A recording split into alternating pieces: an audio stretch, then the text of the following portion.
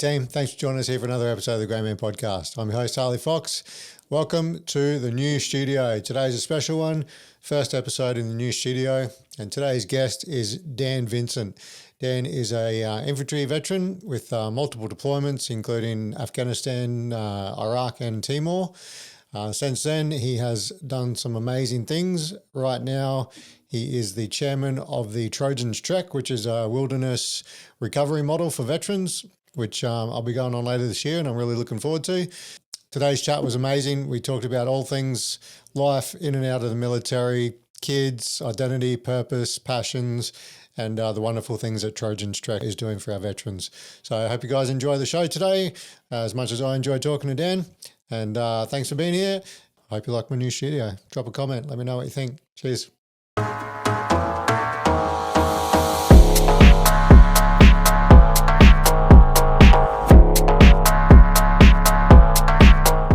Cool. Daniel. Yeah, Dan. Dan's fine. Daniel means I'm in trouble. So yeah. That's with the wife. Yeah. Nice to meet you, mate. Thanks for coming. Thank you for having me. Thank you. This is good. This is good. Talking about your sign. Love it. Yeah. Oh, mate, I was so excited about that. It's so cool.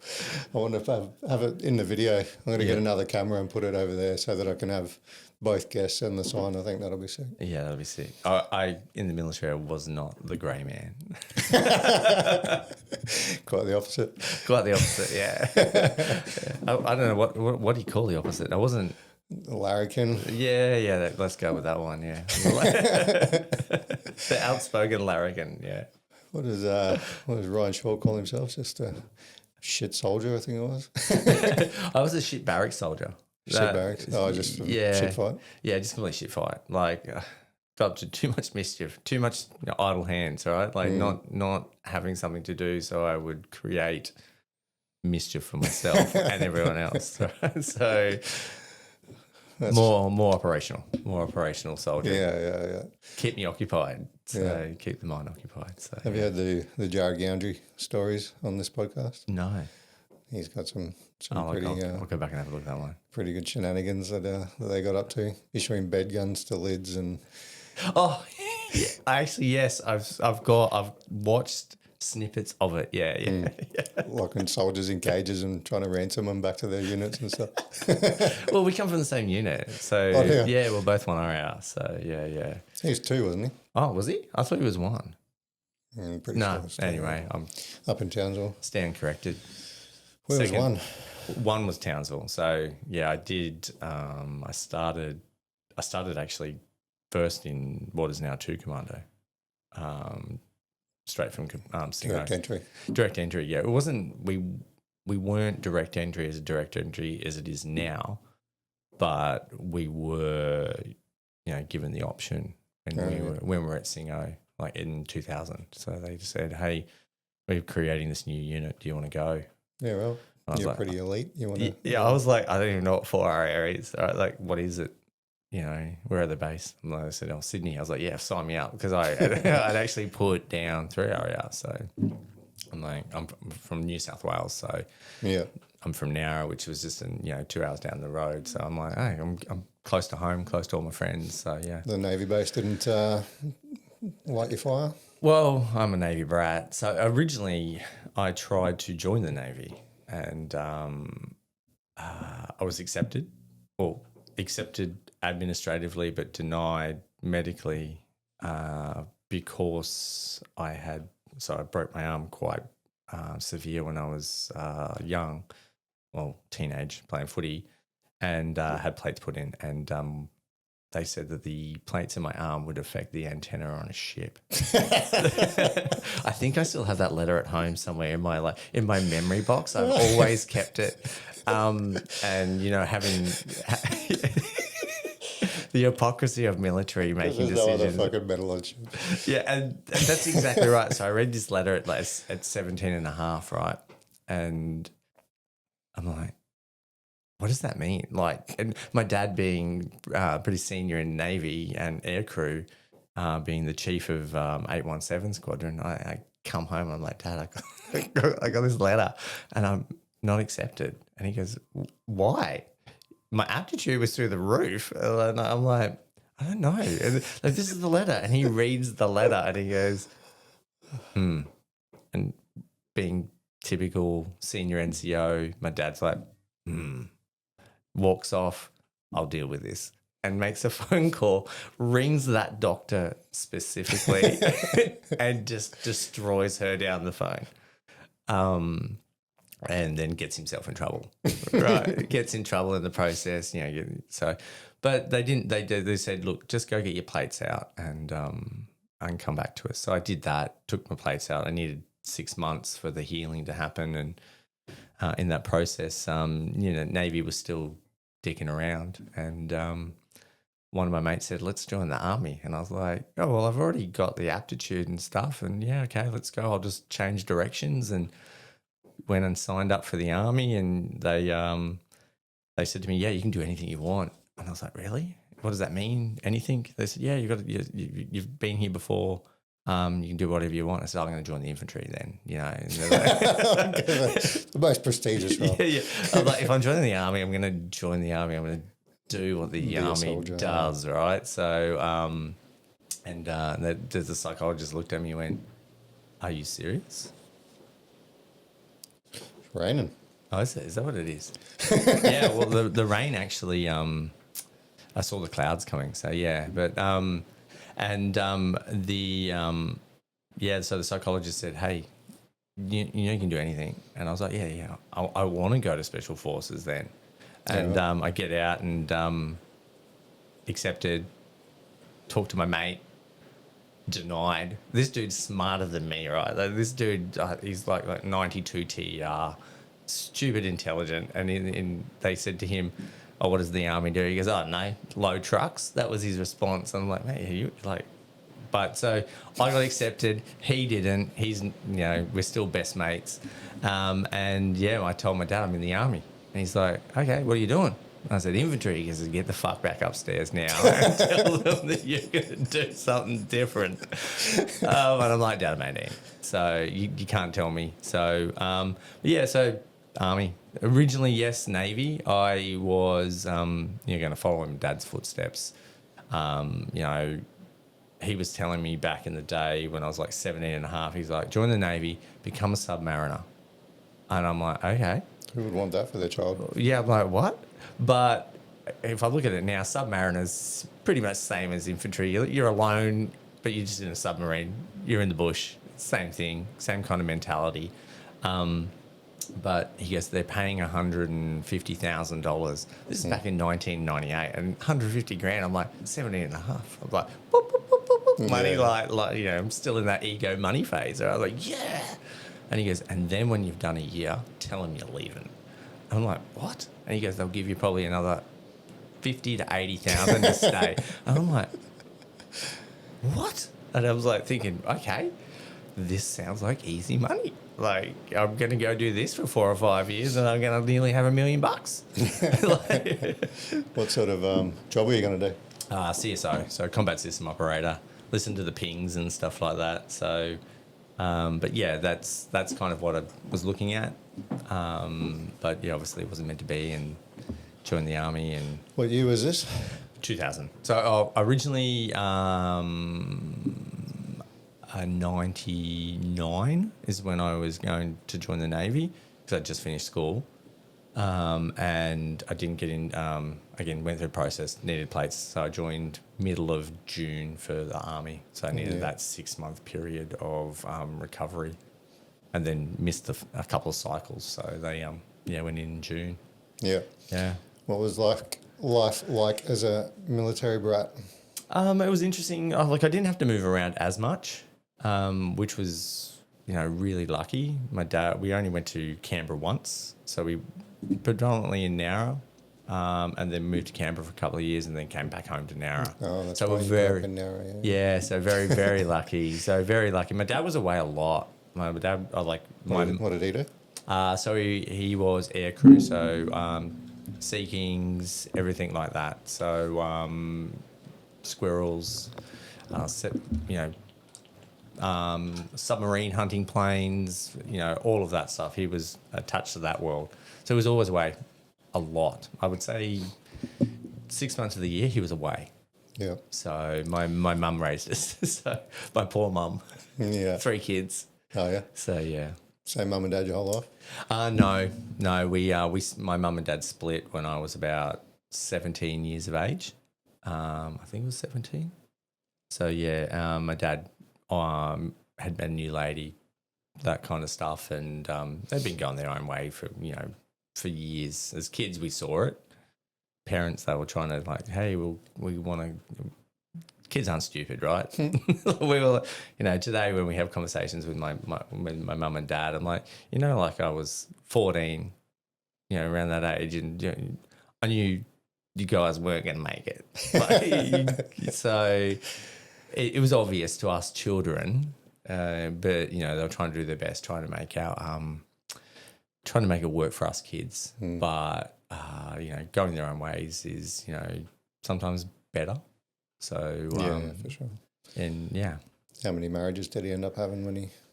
No, so he just remarried. No, just 2. Yeah, remarried. So my stepmom Susan. So I've known her for since I was 17. Yeah, right. So they've been together since then, and they've Pretty good wicket.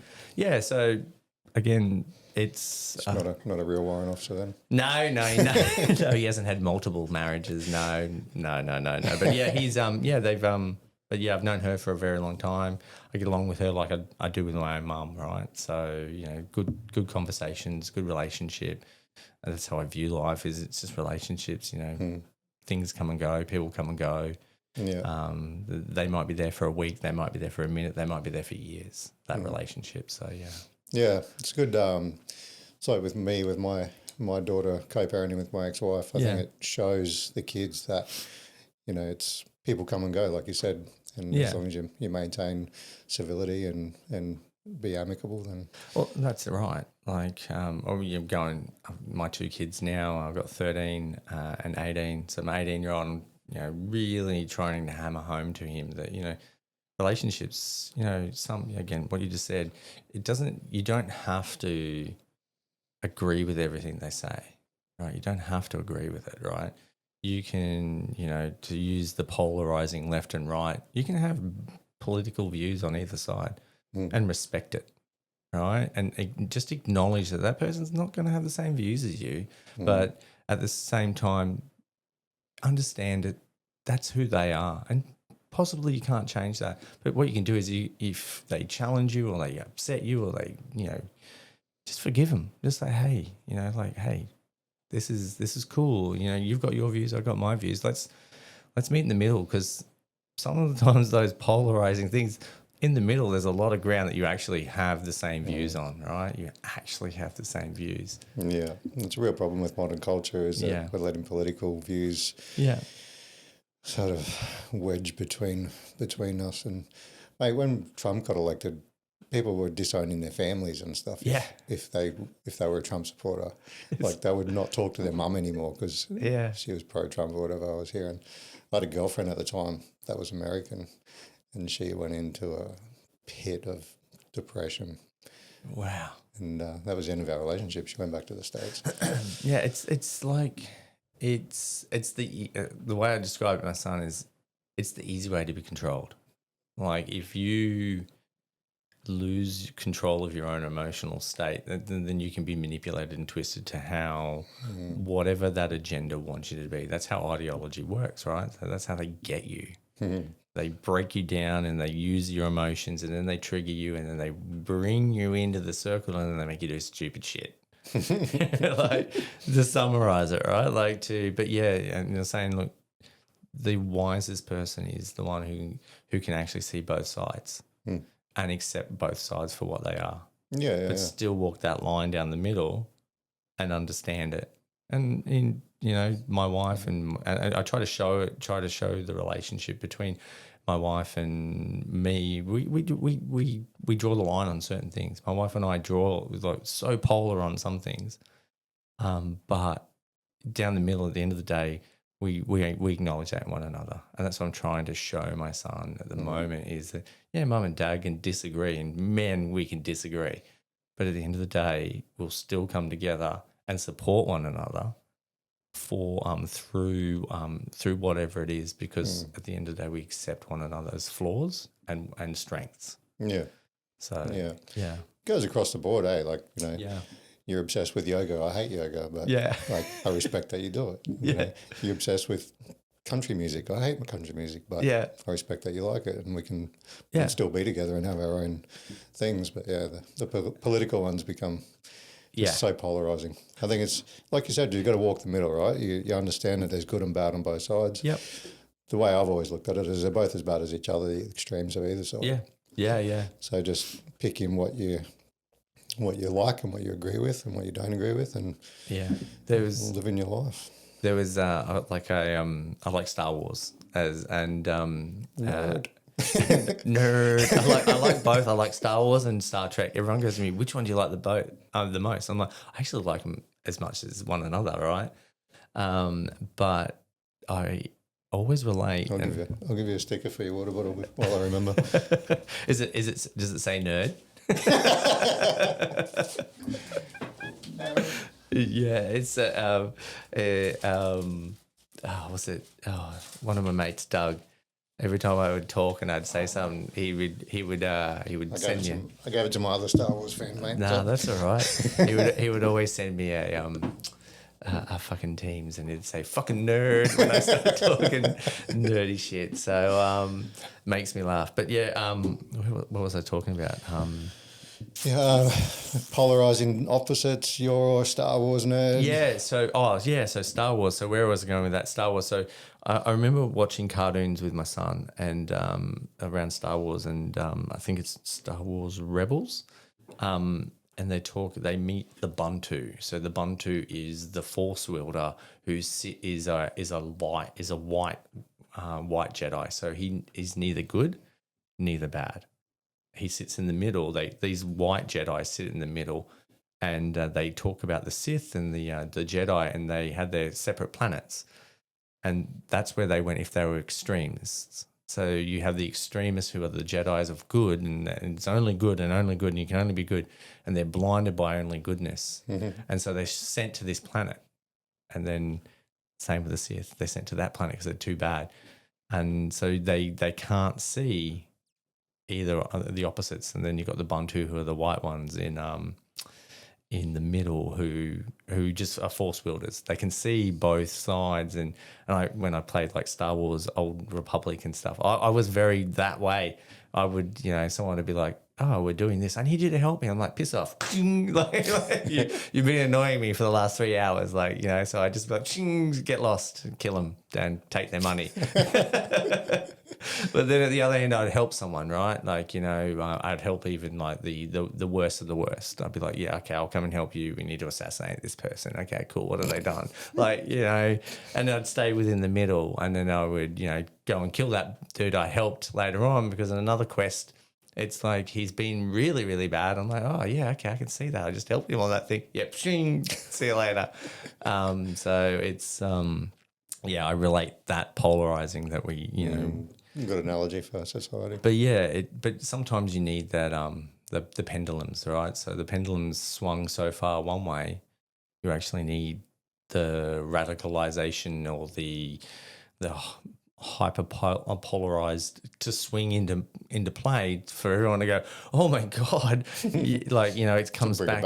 Bring it back to the middle, right? So you're like, we've gone too far this way, and then no, let's bring it back to the middle, because that's too far, right? So sometimes you need it, and it's but that's how society learns. I wish we could just learn through inspiration rather than desperation, where we get to that point of we need to change, but we're not evolved to that. We're not is such a final, but some of us are.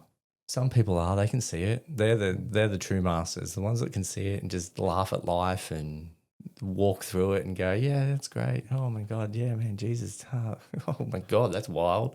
and just get on with life. See the reality of what it can be, but also live within the reality of what it is. Yeah, I think modern technology is kind of one of the major contributors to the issue. Yeah. Well, it's like we're all babies, really. Yeah. We're all babies trying to navigate this new world that's just arisen since we were like when we were. I was literally having this conversation with my daughter yesterday. Is that we're the first generation that's going to live, or the last generation that's going to live through both having zero technology and all the technology. Yeah. So we're basically growing up with it just now and just sort of walking around bumping our heads and bumping into each other and trying to navigate this access to information and access to how people are feeling all around the world at all times. And it's confusing and confronting, and we're all just learning as we go. Yeah, we are. Like I can remember having and just being out walking around and playing with my mates, and I had to ride to my mates. But the thing is, I didn't even know if my mate was home. You just get there and knock on the door. Oh no, he's out today. Oh, Mrs. Smith, can I see Jimmy? Yeah, he's not in today. I'm like, okay, no worries. Now I've got to ride all the way back home. 12 Ks back home. You're like, oh God, that was, and then you'll be riding home, and then you see your mate drive past in the car with his other parent. You're like, hey, turn back around now. Turn around, you're like, but we didn't think anything of it, right? Like you didn't think anything of it. That was just normal. Yeah. And now we're so. That's how that conversation started, actually, because I met my neighbour and she's got 2 kids the same age as my daughter. So I was like, oh yeah. She's like, oh, maybe I could become friends with them. I was like, yeah, that'd be cool. I'm like, you could. She's like, yeah, we could like hang out. And I'm like, yeah, that's how we grew up. You just would walk next door, knock on the door. Hey, can we play? Yeah, can we hang out? Like it's I just wrote a blog this morning about service, but I also connected it to what we're talking about and saying that we're so connected digitally, but so disconnected. Mm-hmm. Like we know everything about what's going on in every post. You can like, you can retweet, you can do everything you want, but you actually don't know anything about that person. Yeah. Right. And again, I have the same conversations with my daughter. So she's 13, digital 100%. She'll sit in her room with 5 of her mates online playing video games. Yeah. And I'm like, we can arrange for them to come over and like go swimming in the pool, and we can do. Oh no, Dad, no, we don't do that. And I'm like, what? What? Like, do you want to go around their house? Oh no, we're happy here. I'm like, what do you mean happy here? Like, oh, I'm happy in my bedroom. And I'm like, get out, girl, live. Like, get out. Yeah, go and do something. Oh, yeah, but what am I going to do? I'm going to be bored. Go for a walk. Go do something. So, but yeah, and then my son, who's 18, he's off to America in May, and he's going to do some Camp America stuff. So he's going to go work at the school summer camps over there. It's going to be exciting. I'm pretty chuffed for him. So his mum gets all the credit for that because she walked in through the process, held his hand. He's pretty much just like, oh, I don't know what I'm doing. Like, and Jen's helped him all the way through the process. I get no credit for this, but he's going to have so much fun. But his name's on the, when I say it's on the list, it's not on like that, but it's all the other camps. He's found out the Hungarians, Mexicans, all this going. There's a couple of other Australians. And he goes, oh yeah, one of them reached out to me on Snapchat, just snapped me, and I was like, what? Why didn't they just text you? And he goes, what? Why would they text me? I'm like, to say hello, and I am going to be. He goes, yeah, she did that over Snapchat. And I'm like, oh, but how do you know it's her? Like, how do you know it's this person? And he goes, oh, that's how we communicate these days, Dad. And I'm like, didn't just call you and say hello? No, snapped him. So, well, it feels like it's an intrusion to even call people anymore. Yeah, like it feels like if the phone rings, you're like, oh shit, what's wrong? Yeah, and you're like, I want to talk to someone, and the first thing you do is text. Like, you don't even consider calling them first off. Yeah, so you would never go to someone's house. Like, I would never come to your house if we were mates and just knock on the door and see if you're home, like we used to do. Yeah. And I would barely even call you. I would text you and go, hey, mate. And then if you don't reply for 3 days, then I guess we're not catching up. Yeah. That's exactly right. But these days it's weird. It's bizarre. Yeah. It's bizarre. It's it's I don't know. I'm against technology. No, well, not against it, but I think social media does good things and also does really harmful things at the same time. Yeah. The bias feeding, I think, is probably the worst thing. Yeah, the algorithm. I'm pretty sure my algorithm has some kind of mental health disorder because it doesn't know what to give me. Like, I think it has a panic attack every time I try to when I go into. I'm going to scroll, and one day I might be looking at the most spiritual stuff. And then the next minute I'm like, no, I want some really nasty, really, and I'm like, nope. And then then I want some other, music stuff or like. So I'm pretty sure when I open my phone, it freezes and has a panic attack. And So what are we going to show him?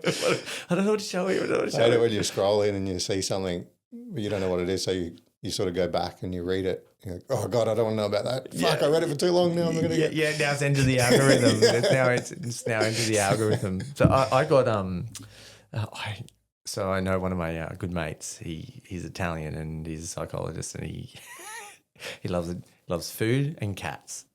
And someone sent me soft gay porn. Right, it's just those ones where it's like, hey, you're gonna fill that hole, and it's like, it's the beginning of, and I'm like, I opened it and it hit my algorithm, and then it started appearing a couple more times, these things. I'm like, oh.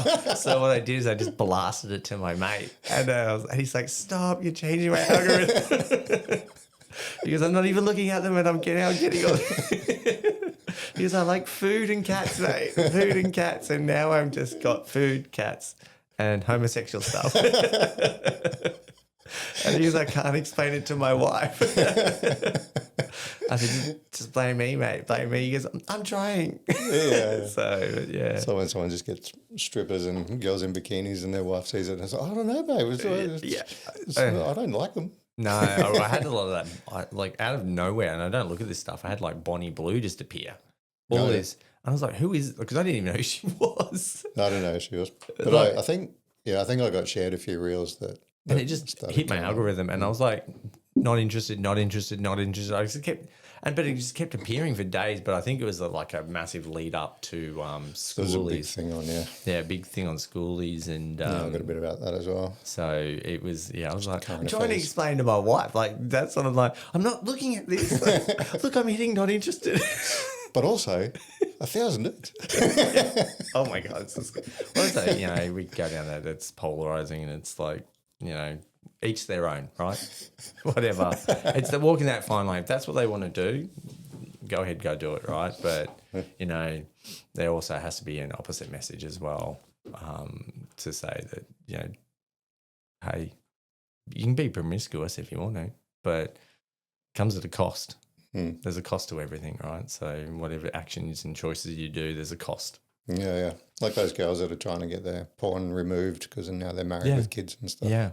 Like, you got to think about your future at the same time, even though you might not be thinking about it now, but there is going to be a time when you're like, oh, dear God, I did all of that. And now I have a daughter or a son who's seeing this, and their mates are now looking at you like, whoa, your mum, like, or your dad, like, holy moly, mate. Like, it might not happen now, but it will happen in the future. Yeah, so you never know what the future will hold. No.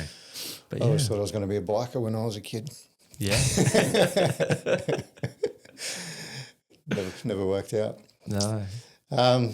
So yeah, what was the army? What was heading off to Kapuka like? Kapuka, it was, so I kind of knew what I was getting into, right? Because my dad was telling me all this stuff and growing up in a military family. And so, it was, I'll set the scene. Our platoon was, let's say, rebellious. So we were a very interesting platoon. You got a big bunch of guys, and we had 4 girls, and the rest were pretty much arms corps guys. And once we never got off red tabs, so kept getting in trouble. Yeah, so we and it was only 6 weeks, so we weren't the full 3-month one, so we were only 6 weeks, and we were off red tabs for 2 days. So the once to go on blue, so it gives a bit more privileges, and then we fucked up and got on the piss and pretty much told the instructors to go F themselves, most of them, and so they stripped us back down, and then we went to gold just the day before we marched out of Kapuka. So, but it was my first day. I remember we were marching and it hailed, and it was not huge hail, but it was about that big. And I was like, Pretty painful. and I was like, what are we doing still in this weather? And they're like marching us to the Q store to get our equipment. And I'm like, this is fucking nuts. This is nuts. Like, I'm okay. And, but yeah, so Kapuka was fine. Like we were very rebellious platoon and very outspoken platoon. So we didn't take shit. And the instructors were a bit, they punished us a lot, right? And I always describe Kapuka, and we had a platoon commander who was SF, and he, how do I describe him?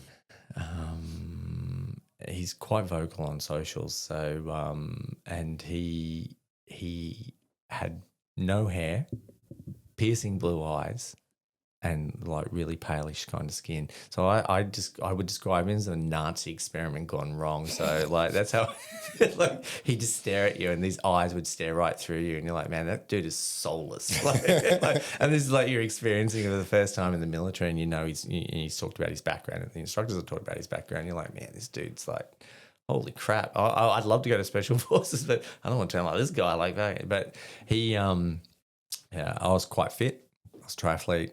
And a swimmer, and do the BFA. The BFA to me was like, oh, okay, 2.4 Ks, man. Yeah, okay, I can knock that out in about, and there's 3 of us that smashed the platoon commander, like absolutely decimated him, and he came in and punished the whole platoon at PT. But he punished us all because of us 3, right? But he didn't punish us until 10 o'clock at night. So he flogged us at PT at night.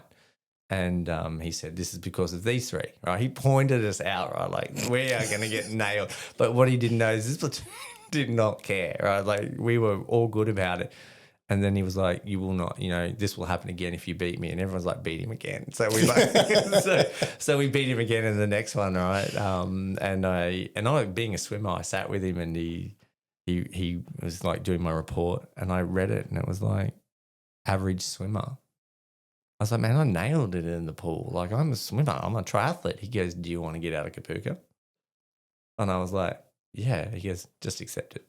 And that was my reality, my waking up of the military. Just accept it. Otherwise, you're not going anywhere. So I was like, okay. And then I went off to Singo, and Singo was great. Most of the guys I was with, we were with again. And we met up with another bunch of guys who had been waiting for us. And Singo we had a really really good group of corporals, SAS, 3 RAR. We had a really good mix of NCOs and well respected NCOs my corporal, he felt like he was like 7 feet tall, and like his shoulders were out here, and he had this big laugh. Have you seen Starship Troopers? Years ago. Yeah, so he's the same actor that does Highlander. There can be only one. He gets his throat cut, and the bad Highlander guy, and so he looked like that dude. He was like, he was like, fuck, like, and but he was really strict, but really fair. Like, if you did what you needed to do and listened and trained and became, and picked up the skills, he was really good to you. But if you back chatted, you did what you need, he would sort you out. And I learned the hard way, right? Like I was not that man, not the great man. And I was doing a night shoot with Ninox and NADs, and so night aiming devices for those who don't know what that is. And I couldn't hit the target, and I'm like, I don't know why I'm not hitting the target. And he's like screaming at me, and I'm like, I don't know. I'm aiming at the laser's on there, misses. He goes, it's not registering. And I'm like, okay. Calibration was off. No, well, he goes, what are you going to do? And I said, I don't know. I don't know what to do. You tell me, right? So the next minute he's like, shoot again. And then he yells at me again. I said, I don't know what you fucking want me to do. Like, I just started swearing back at him. And he goes, oh, yeah. Private Vincent, unload your weapon. And I was like, oh, okay. Oh, is that someone?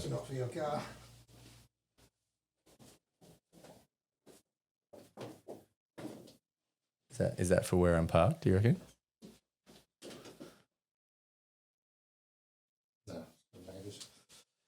No, so but yeah, so he said unload your weapon, and so I unloaded my weapon, stood up, cleared it, and he said, "Yeah, good. Just put your weapon on the ground." And as soon as I put my weapon on the ground, I stood up, fucking boof. He just nailed me. I was like, ugh. And I stood back up, and I was like a bit shaken. And he looked at me and he goes, "Do you know why I did that?"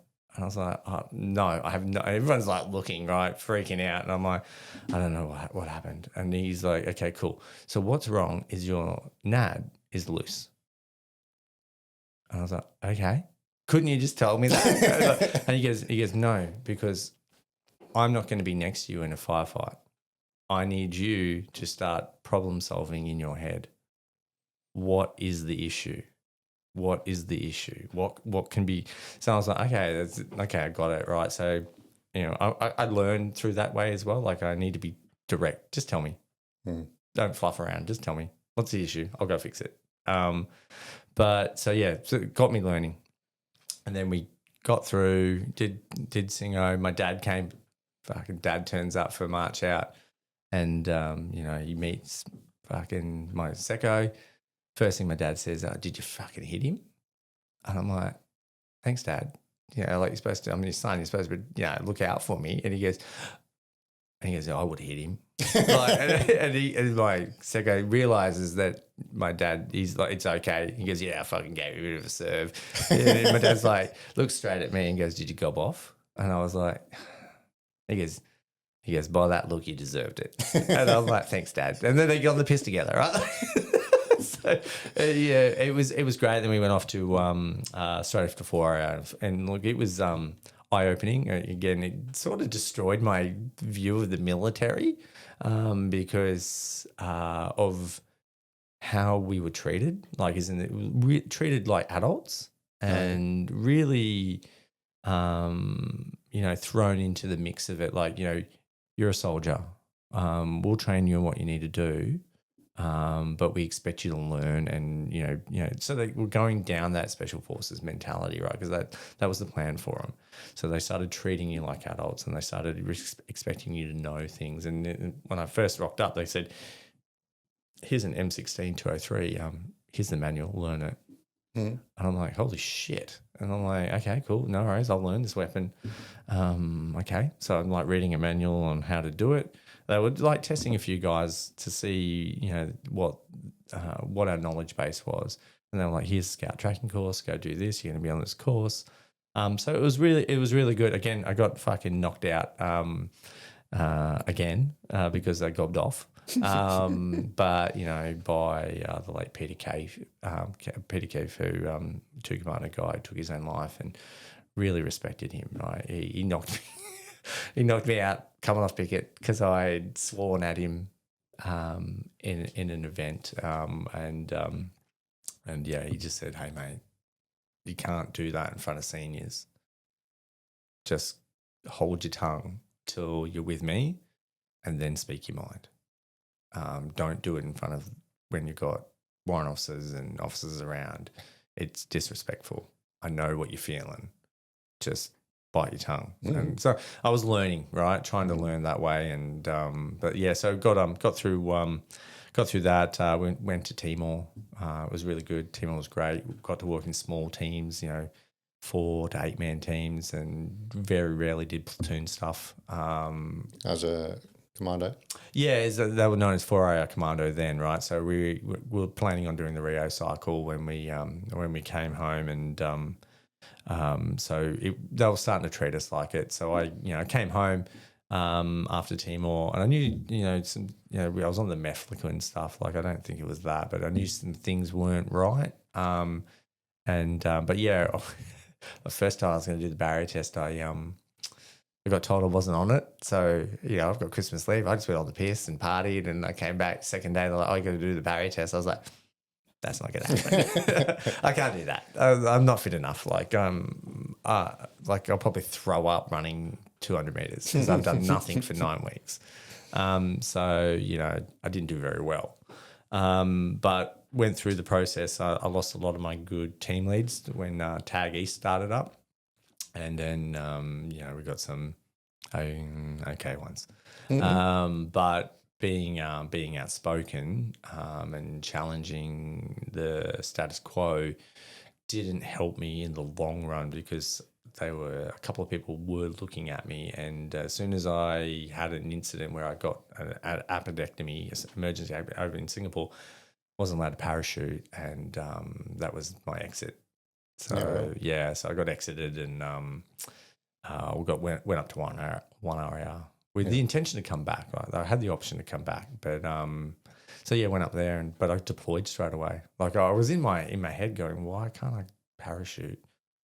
But you can deploy me. But whatever, I'll take it. Whatever. So, and I started to realize that what I was learning down in the commando unit that's not the real army. The real army is what I was about to be exposed to, the bureaucratic side of it, and the hierarchical structure. And I was like, oh man, this is weird. Like, you can't. So, but yeah, I went to 1 RAR, really good unit. Like, I was, I'd heard bad things, but I actually had some of my best times there. Like, when we were gearing up for Iraq in 2005, I fondly look back on Bravo Company then, and the platoon I was with is some of the best times I ever had in the military, because we just had such a great command element, great soldiers. And why I say just my platoon, one of the other platoons that I feel very sorry for when we talk about how they were bonded through trauma. But yeah, it was some really amazing times. Deployed a lot. Had the option to go back to the commando unit, but met my wife and pulled my application, because I thought, you know what, I'm just going to give this a go. Like, I've just met this girl, I really like her. The commando unit will always be there if I want to go there, but didn't eventuate. Did a few more deployments, and then got injured, leaving a shower block overseas, of all the things. Like, nothing. Everyone goes, "Oh, did you get blown up?" I was like, "No, mate." Like, I slipped in the shower. Slipped, yeah, no, I slipped. It was I slipped leaving the shower block, of all things, and I landed on the points of the steps, and they went up in my back and in my lumbar spine, and it was quite funny. Like, I pitch, I always say, I was in a navy blue boxer shorts with robe and pink love hearts, right? I called it my operational outfit. I'd had it from day one, so I thought, do you know what? I'm just going to take this on every op.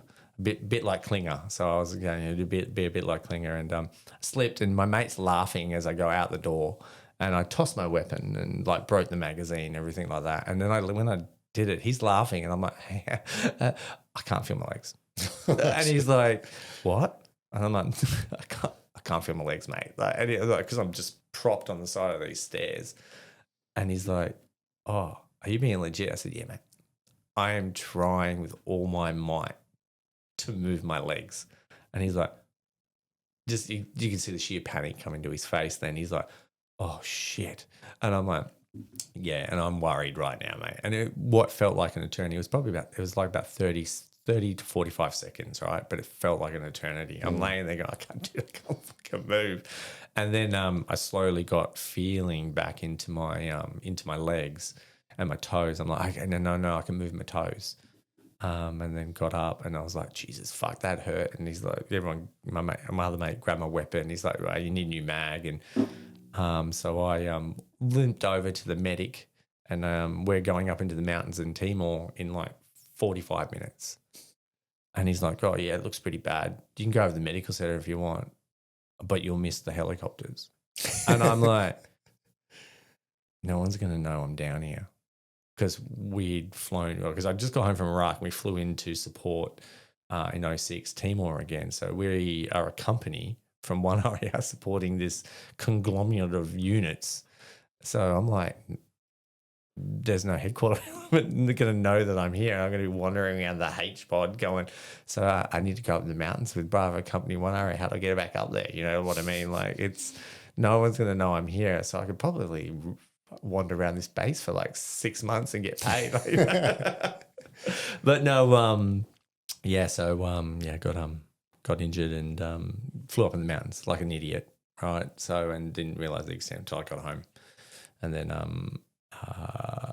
so kind of lost my officer career because I was just being accepted to be an officer and facing all that medical separation stuff. So yeah, went through that, fought it, became clerk. They offered me clerk. At the time, I was like, no, don't want to do that. But it was the only option. It's kept me in the military. In hindsight, it actually worked out really well. Like I got to know the other side of policy, which was really, really good. Like, then I could bend the rules, right? Bend the rules for my friends, tell them what they can and can't do, how to work around defense, properly, right? And navigating that middle line from polar opposites. You want to challenge this, this is how you do it, man. Yeah. This is how you go down the middle, and then they can't come after you, right? Because you're walking their line. So, that was really, really good. And then I did one more deployment in 2017 because I refused to do a deployment as a clerk because I was in my head, I'm not going to fight a war. I'm not going to push paperwork. So I turned down a couple of deployments, and then had a really, got told to, hey, you should do this trip. And it was in Afghanistan 2017, and I wasn't part of Australia, I was part of NATO, so working in NATO headquarters. And it was amazing. It was like being back in the beginning phases of my career. There was no hierarchical structure. There was, but there wasn't. And they wanted you for your expertise and they wanted you for your knowledge, and they were like, hey, just make this happen. And, I'm having coffee with 3-star generals and they're like talking to me just like, a normal human being would talk to another human being. How would you do this, Dan? And I'm like, what? And they're like, how would you see this problem being solved? And I'm like, oh, this is how I would do it, and blah, blah, blah. And this is how I would navigate it. Oh, yeah, that's actually really good. Do you think we can make that happen? Yeah. Do you want me to try? Yeah, go do it. And I'm like, oh, man, this is great. This is, the army that I love, and, where we're all mutual and working together, and there's none of this power dynamics. There was power dynamics, and I learnt about it very quickly towards the end of my trip. But, I was just there for the, helping the soldiers. Like I just got to understand policy for not veterans, but for Australians getting awarded American medals, because we had a lot of outstanding medals. And I was talking to the American Embassy and explaining to them what Australia goes through from a secret perspective, because the ones that were going back to America were taking forever. Because what they were doing is they were doing full vets, like top secret clearance vet on us. I'm like, oh no, man, this is. And I sent them links to where everything was, and which then sped up the process. They're like, oh Jesus, we don't have to vet these people as much as we need to because they're already being vetted. So that sped up the process. But then I understood a lot about the policy, and I was the force protection element was. When I walked into their room, they would be like, you could see the captain would just, oh my God, we're about to lose. Dan's about to take everything from us for the day, because my boss was one of the highest. There was 2 1-stars on there, 2 Australians, and my boss would need a lot of operational help getting around, especially when it was winter and the choppers would shut down. So I'd walk up and say, hey, I need 6 cars. So that's their entire up-armoured fleet, and I'll say, hey, so we need them in 45 minutes. The choppers aren't flying, and sorry to do this to you again. I need your entire contingency to take my boss and the Americans to this mission. So they would shut all the Australians down because the boss takes precedence, right? So the Americans got to do all of this stuff, right? And one of the 2 stars had said to me, how can I reward them? I said, well, you can give them a medal, and this is how you do it, and I'll do all the paperwork for you. So I was just thinking out my little 18-year-old self and 19-year-old self going, well, do you know what? So 30 dudes got awarded these RCOMs by 3-star, 2 stars, and 1-star generals, and by Americans, and you know they're the only ones in their unit with it, right? So like, you know, there's 30 dudes. So I thought they're getting hosed. They just lost the ability to get an ICB. So I thought, well, this is, you know, go home. Rub it into the rest of 7RR. Like, so, hey, what's that medal? Yeah, well, it's what we got. The rest of the guys didn't get anything like that. So, but yeah, it's but yeah.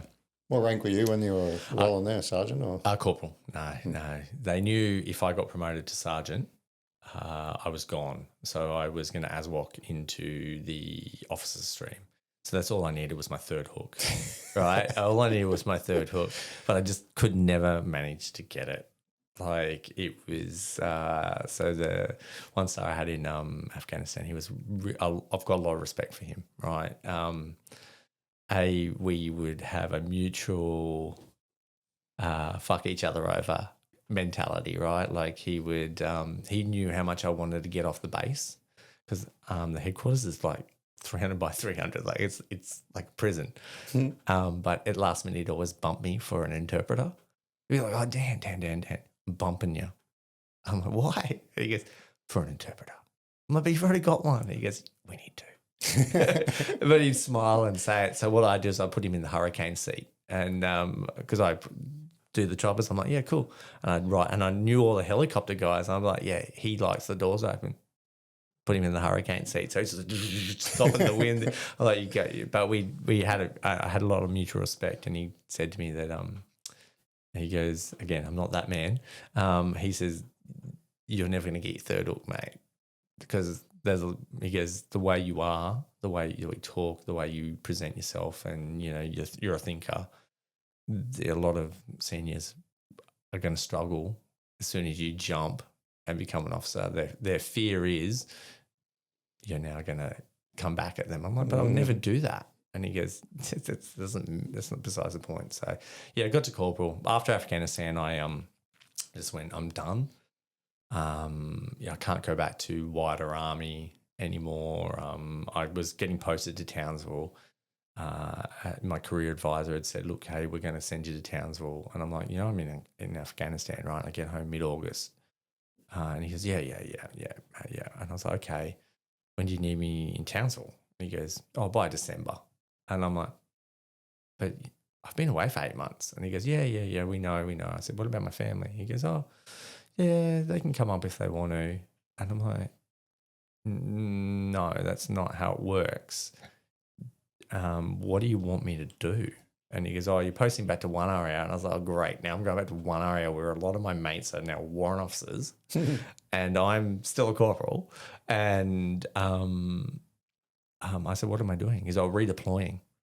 And I'm like, okay. He goes, oh, we've done your paperwork as well, by the way. And I'm like, so you're asking me to come home and redeploy, which back in my younger days would have done it in a heartbeat.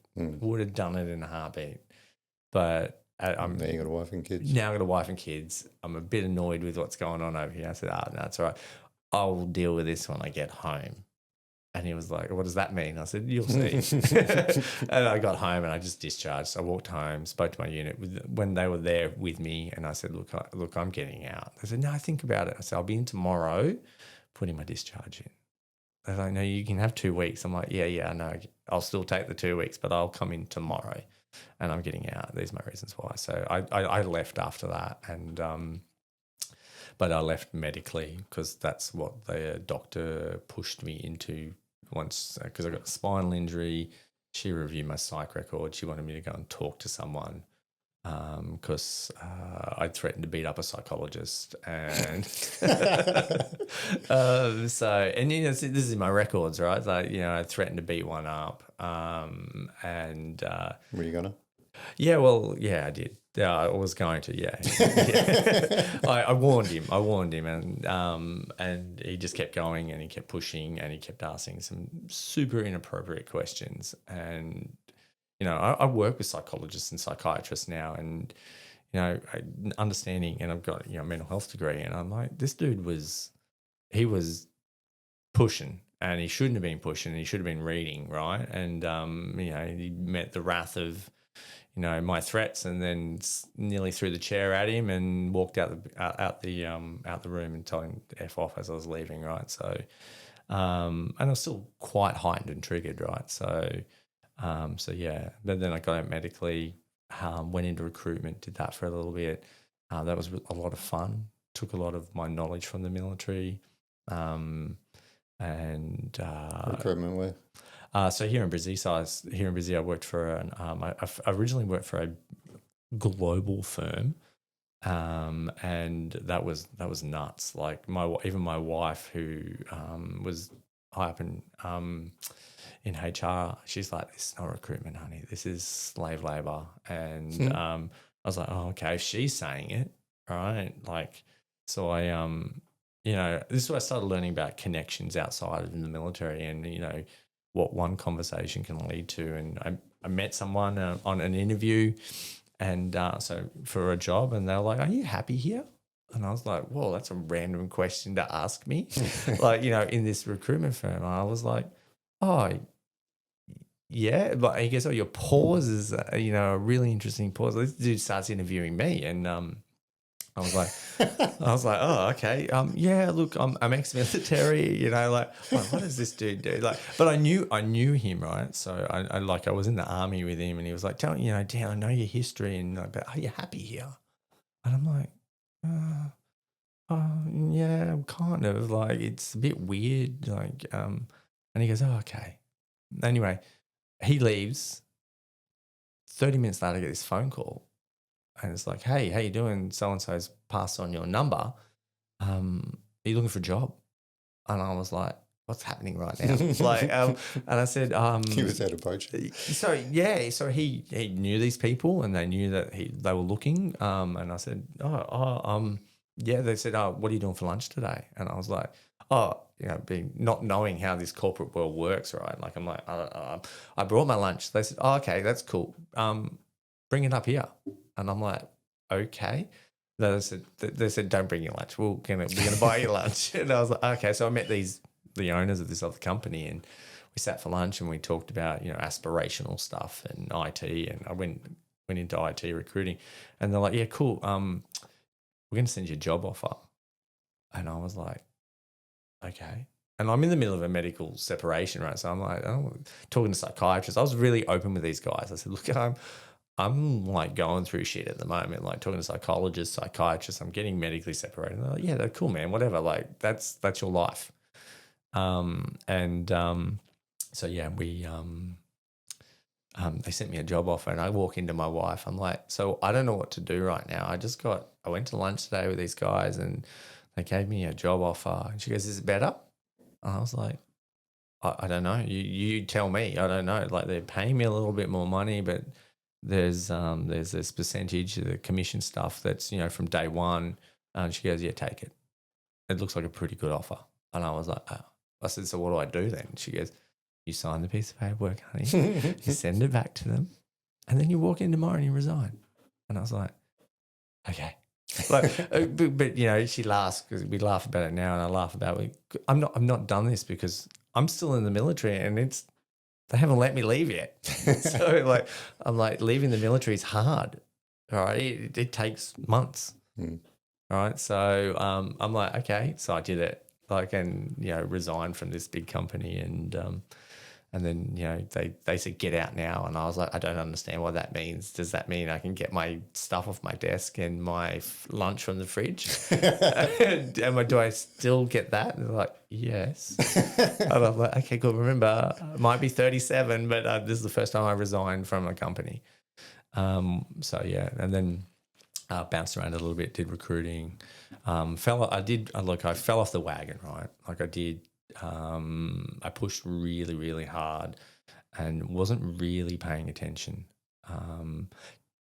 I was preaching to people how to look after themselves, right? When I say preaching, well, actually, I was. My wife, that's what my wife was saying. I was preaching, but I wasn't listening to my own voice. And the universe caught up on me, and it caught up with me hard, like, because I wasn't. And I talk about the feather, the bat, and the bus. Like, I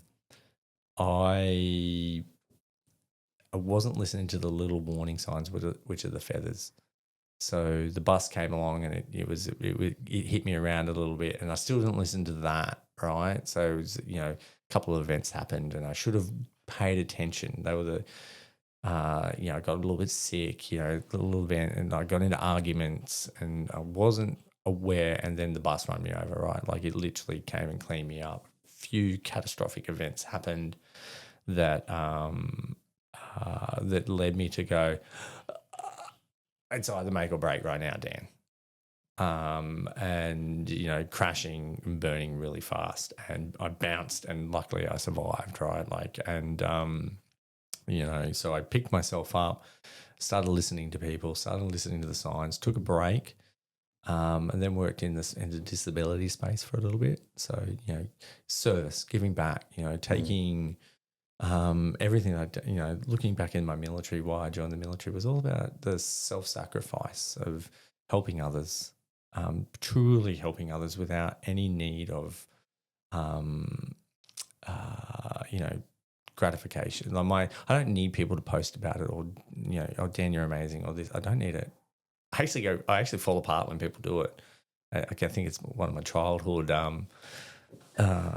trauma things, growing up, where I never had to do it myself. So when someone does it, I'm like, what are you doing? What do you want from me? Kind of thing. But so I helped out in the disability space, which really, really opened my eyes to my own health and mental health and physical injuries, because it gave me the perspective, and perspective is everything, right? That you are dealing with someone who, and I use cerebral palsy as a thing. These guys and girls are super high functioning, but yes, because bodies don't work, right? And they're being judged, instantaneously being judged because of our visual views and stuff like that.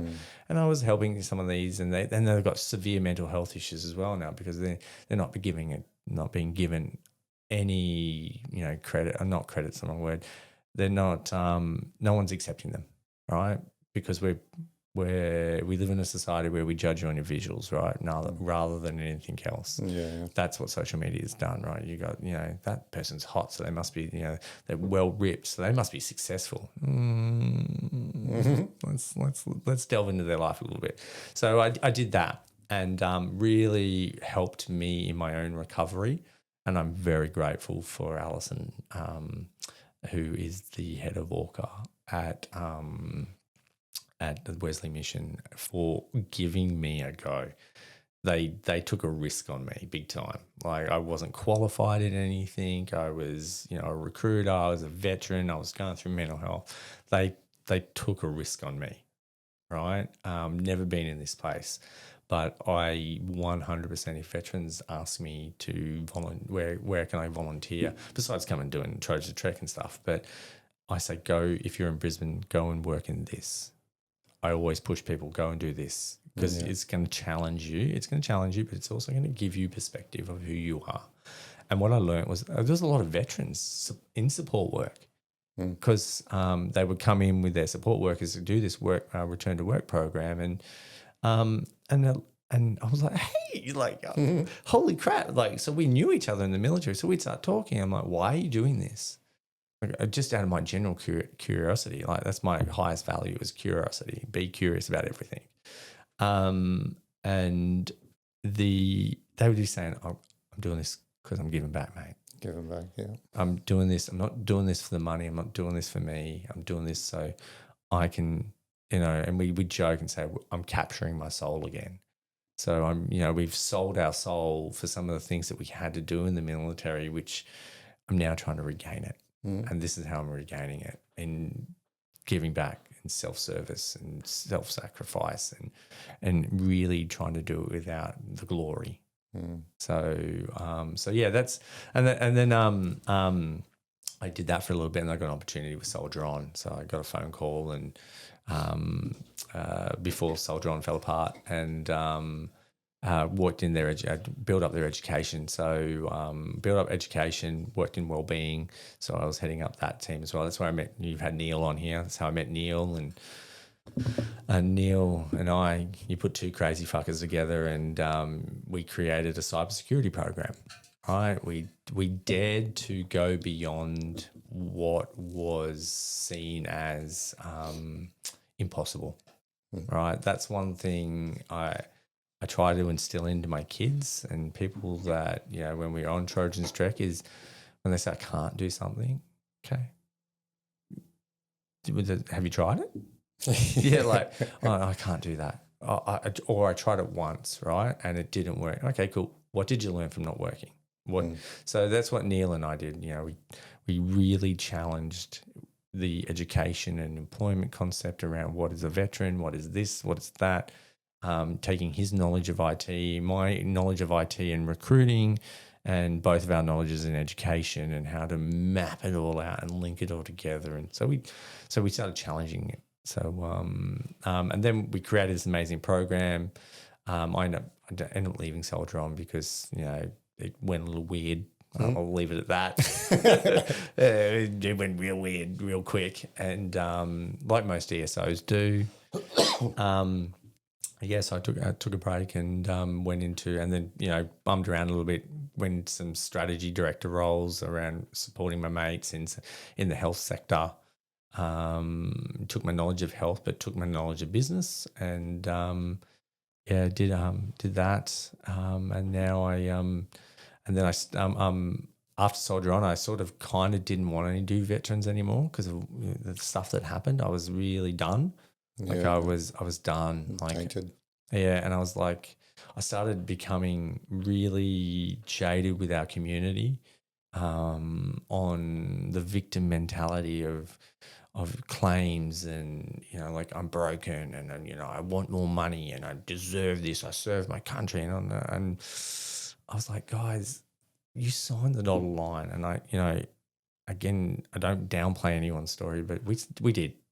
Like, we weren't conscripted like Vietnam or anything like that. We actually chose it. And there's lots of movies that show you that shows you what you're in for, right? Like, you know, you're getting into this stuff, like, but sexual trauma and bullying and violence, you didn't sign up for that, right? That's not what I'm saying. If that happened, I really feel for you, and I really empathize, and I really do from the deepest of my heart. You didn't sign up for that, but all the other stuff, you know, going to war, getting beasted. There's movies, Full Metal Jacket. There's that one, right? You know, like Saving Private Ryan, Fury. There's all these movies that show you what's going to happen potentially. So, but yeah, so I got very jaded with our community, and I'd actually walked away from it. But the universe has ways of drawing you back in to test to see whether you are truly out. Because my daughter always says to me, she goes, "Dad, why do you help them?" Because you hate them. And I was like, hate's a powerful word, darling. I said, it's not that I don't hate them. I just want them to see the beauty and the light that they once originally had. That they were once this person that signed that dotted line knowing that there was a possibility that they were going to die for their country. Now it's either stupid or it takes a lot of fucking glory and guts to do that, right? You are ultimately signing your life away so other people can live. And that takes a lot of inner light to do something like that. And that's why I said to her, that's why I do it, right? So it's trying to bring that back out of people. And so I was camping one day, camping up in the sunny coast, and I was putting sunscreen on my son's back. So we're going back a couple of years now. He's 18. He wouldn't let me do it now. But we're going back about 4 or 5 years. So he's 14. So he's still 18. No, Dad, But no, and when I'm watching this guy reverse his caravan in, and he's like back and forth, this dude's trying to help him, and my son goes, Ollie is his name. He goes, oh, Dad, this guy's really calm. And I was like, yeah, he's doing really well. And he goes, oh, imagine what you'd be doing right now. You'd be telling the dude to fuck off. Yeah, you're doing all this shit. But anyway, so I just went up, and I don't really like talking to people at caravan parks because I don't know what I'm going to get. And I try to walk that middle line, and, you know, try not to get. So caravan parks are a mixture of people, right? So I went up and gave him and his wife a drink. I said, hey, you guys are phenomenal, man. You did a really good job. My name's Dan. My wife, I just dropped her off at hospital, right, because she's got an autoimmune and she was a bit sick, so I had to take her down. And I said, look, I'm just up here with my kids. Really amazing work. Just wanted to say hi. Awesome. And walked off. Didn't think anything of it. And we got talking a bit more, and he ended up being the chair of Trojans Trek. No. So, and I was, he goes, oh, yeah, so have you heard of Trojans? I said, I actually have, actually. Yes, I know. I said, I knew two of your old board directors, and I said, I know what you guys do, and I know who you are. And he goes, yeah, cool. And he goes, so what do you do? And we had fun, and we had this. So we're so connected, but I've never met him. Like I'm thinking, how the hell have I never met these people? How have we never crossed paths to now?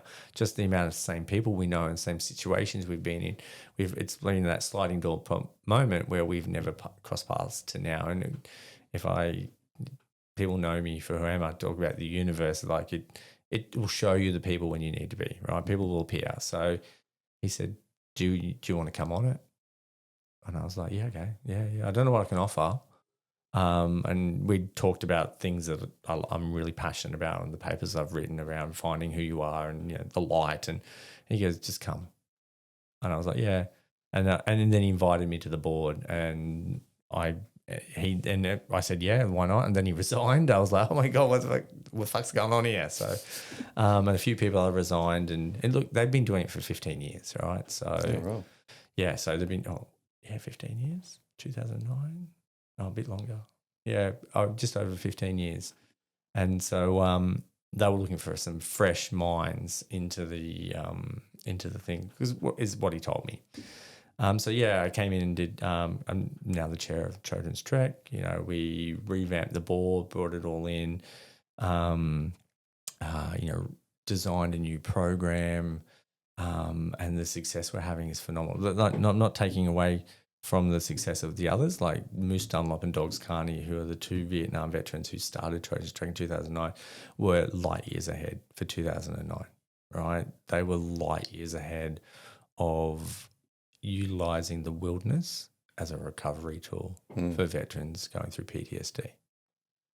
Light years. Like, I would not have even thought of that in 2009. I was still in fucking fighting kill mode. To even think about mental health or even acknowledge it. So for what these guys did in 2009 to create this, and the success that they had was phenomenal, right? I see myself as just building on what they created. Yeah. And that's my goal, is to just build on it, to expand it, and then when my time comes, hand it on to the next person. So it's really amazing. People ask me, how do we do it? I don't know. I don't know how we achieve the results that we do, right? We bring someone was talking to me this morning, is we bring the human back. So we bring the human back to the aspect of healing. We are very clinically oversighted, so we have psychiatrists, psychologists look over everything, but we bring it as a non-clinical peer-led approach, but with strict clinical governance. Yeah. So, you know, you do aspects of it and you go, oh, this is pretty psychologically, yeah, but it's being led by peers. Right, it comes from a psychological background, but we lead it from the humanistic peer-led approach. So, but yeah, so we're getting some really amazing results. Like we do emergency services, first responders, and I make it sound like it's amazing. It's not. It's hard. It's fucking hard. Like it's vehicle led. You don't have to walk anywhere. Trojans is the name. Like the Trojans horse. I'm going to put something in front of you. You can reject it, but it's going to happen. We're coming in no matter what. And the trek is just your journey of your life, right? View it like that. It's your trek, your journey, your life from here to there, right? And it's so it's hard work. So now the way we've programmed it is a lot of we go deep day one. Like it is like we're drinking from the fire hose, hold on to that roller coaster. We are dropping in, and by day one or day two, a lot of people are like,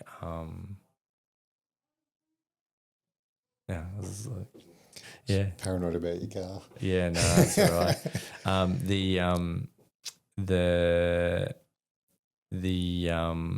Where was I going? So day one or day two, people want to go home.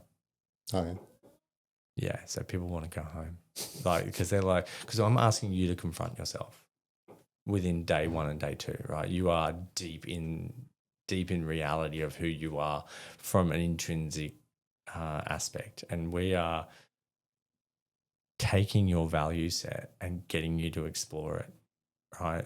And day one is all about values. It's like we are going to get you to analyze all of these values on these cards that we give you, break it right down, and we get you to a certain figure. And then what we do is we get you to write about them and what they actually mean to you and connect with it, right? So because values are just words, right? Yeah. They're just words. Companies put them on the boards: integrity, courage, strength. What the fuck does that mean, right? Like, yeah, great. You can put it what it means to you, but what we're teaching people is it means something different to everybody, right? Loyalty might, as one person was describing, family was loyalty to them. Integrity can mean integrity to the company and standing by the company no matter what. But for other people, it may be standing up for what is unjust, right? Even if that company is doing something wrong, but they're in that company, their integrity is to say that is wrong. So you start to we start to delve in the moral sphere right now, is to understand that if you can take that perspective and take away and walk that line and go, okay, if that means something, instead of attacking someone for their integrity, go, what does integrity mean to you? Change the narrative. Instead of going, their integrity shit, that blah, blah, blah. Well, actually, let me understand it first before I go on the attack. So we get them to understand what it means to them. And then we ask them a couple of questions of we put them out in the bush, not too far away. We go and say, pick a nice spot. Now I'll give them a good couple of questions. One of them's like, where have you broken? And we want you to write about where you broke these values. And you're confronting yourself now, right? Now you're like, oh my God, now I'm having this reality check of these values that I've now just written about. Where have I broke them in my life? So, guys start crying. Guys and girls start crying at this phase, right? Because they're coming to that reality. And what we're trying to do is not break them into a mental health state, but get them to understand. And then we say, but who has influenced them in a positive way? So then they start writing about all these people that have influenced this, and how it all came about from childhood, military, everything like that. And then they come back as a small group, little groups. You don't want to put them in a big group just yet because they don't know each other. So in little tiny groups of 3 to 4, and they sit and they talk about it and they debrief it. So we set the foundation of, okay, now you start to understand yourself intrinsically. So that's your inner light coming out, like I am. And so that bleeds into the rest of the week. So when they fall back on this, they can go, okay, I do this for these reasons. Now and then when we get into emotions and behaviors, they can start to understand emotions and behaviors and identity. They can start to disconnect identity because we put so much effort into identity, saying, well, the military was my purpose. No, military was your identity, right? That's the ego talking. That's your ego. Once you understand who you are intrinsically, I joined the military because I wanted to help. I wanted to serve. I wanted to be more than me. It wasn't beyond me. Okay, that's your id and your your super ego now talking, right? The ones that are holding you accountable. Your main driver is your ego, right? Like when you're like, yeah, I was a special forces soldier, and I had the sandy beret, and that's your ego at the forefront. The rest of like just go fucking chill out, bro. Like like so when that ego gets hammered, you have an identity crisis. So if you can understand yourself intrinsically, when that identity crisis happens, you can actually go, okay, I can mourn that. I can mourn it, and that's okay. Be sad, be mournful, and understand it. But no, it's not the end of the world. What else can I do? Because I know why I do what I do. So I can understand it. So I can. I'm no longer an infantry soldier. Okay, I joined the military for these reasons. Okay, I was offered a clerk. Okay, I'm still in the military doing what I want to do. Like I'm still helping, I'm still serving, I'm still sacrificing. Yeah, I can do that. I can do that. Okay, now I've lost the military completely. Oh shit, what do I do now? But yeah, it's understanding the identities that can bounce around, because we're all massive identities anyway. It's the polarization, like we were talking about in the minute, the extremisms. Like you go this far with your identity, when that stops, there's the pendulum's coming back. It's coming back, and it's coming back hard, right, into the collapse. So it'll swing, and if you don't know who you are, it's going back into the downward spiral of collapse, into the other extreme. So I'm up here, and then you go clump. So we're trying to teach them that, and teach them their light, and teach them who they are, and that beyond all this, and trying to teach trauma as adversity, right? Trauma really gets me up and like riled up when people, it's all traumatic. No, it's you're changing the language, like it's adversity. You had a shit thing happen. Yeah. You had a shit thing happen. We just now labeled it, but we're all resilient. Everyone's resilient anyway, right? Like, you learn to ride a bike, you learn to walk, you learn to do all these things. You just don't remember it, but you are super resilient. And that's where we get, what we're trying to teach people is that you've always been this way. You just bought into the social media bullshit, or the bullshit of that event. Yes, it was bad. It was shit, and I'm not downplaying it, but it was terrible. Yeah, and I've had some really shitty events happen to me as well, and I was caught in it. But the people around you are trying to help you. Open your eyes, open your ears, do all this kind of stuff. There are people around trying to help you and assist you. So that's the fundamentals of Trojans Trek. Like, I wrote a blog on it a couple of weeks ago, and always forget, like, I can remember if I read it, but it's talking about who are we to be brilliant, and it was a famous quote in a book, and I remember reading it a long time ago, and it did just come back to me, and I was like, oh man, I want to write something about this, because it's about remembering the light in you. We shun ourselves because we're afraid of how brilliant we can be. Right, that's the ultimate thing, is we shut ourselves away because we're afraid. It's the only reason why we hold back, is because we're afraid of being judged and how brilliant we'll actually be. So afraid to change. That's it. So that's what we try to show people on the Trek, is you are really a brilliant person. You can actually do whatever you want. You can do it, and you've got a supporting network around you. Now you've got 18 people. And it's all, they're all peer-led to come on the Trek, to go through the Trek, to come on and support the Trek. You have to have done the Trek. Yeah. So it gives that credibility to someone. So when they go, oh, well, what would you know? Well, man, I've been you.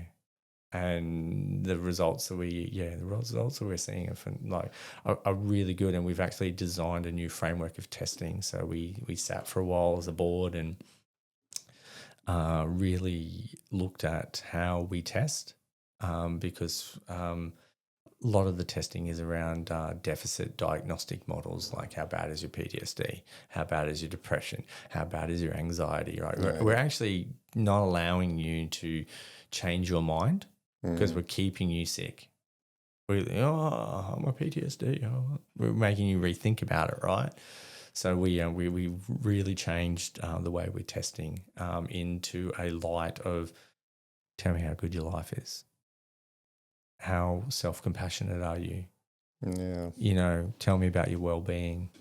Tell me about this. Tell me about that. It's all positive, right? Mm. So, yes, when some people look at, they might be totally dissatisfied with life when they start, right? And everyone goes, oh, that's shit. I'm like, but then they finish and then they're slightly dissatisfied with life.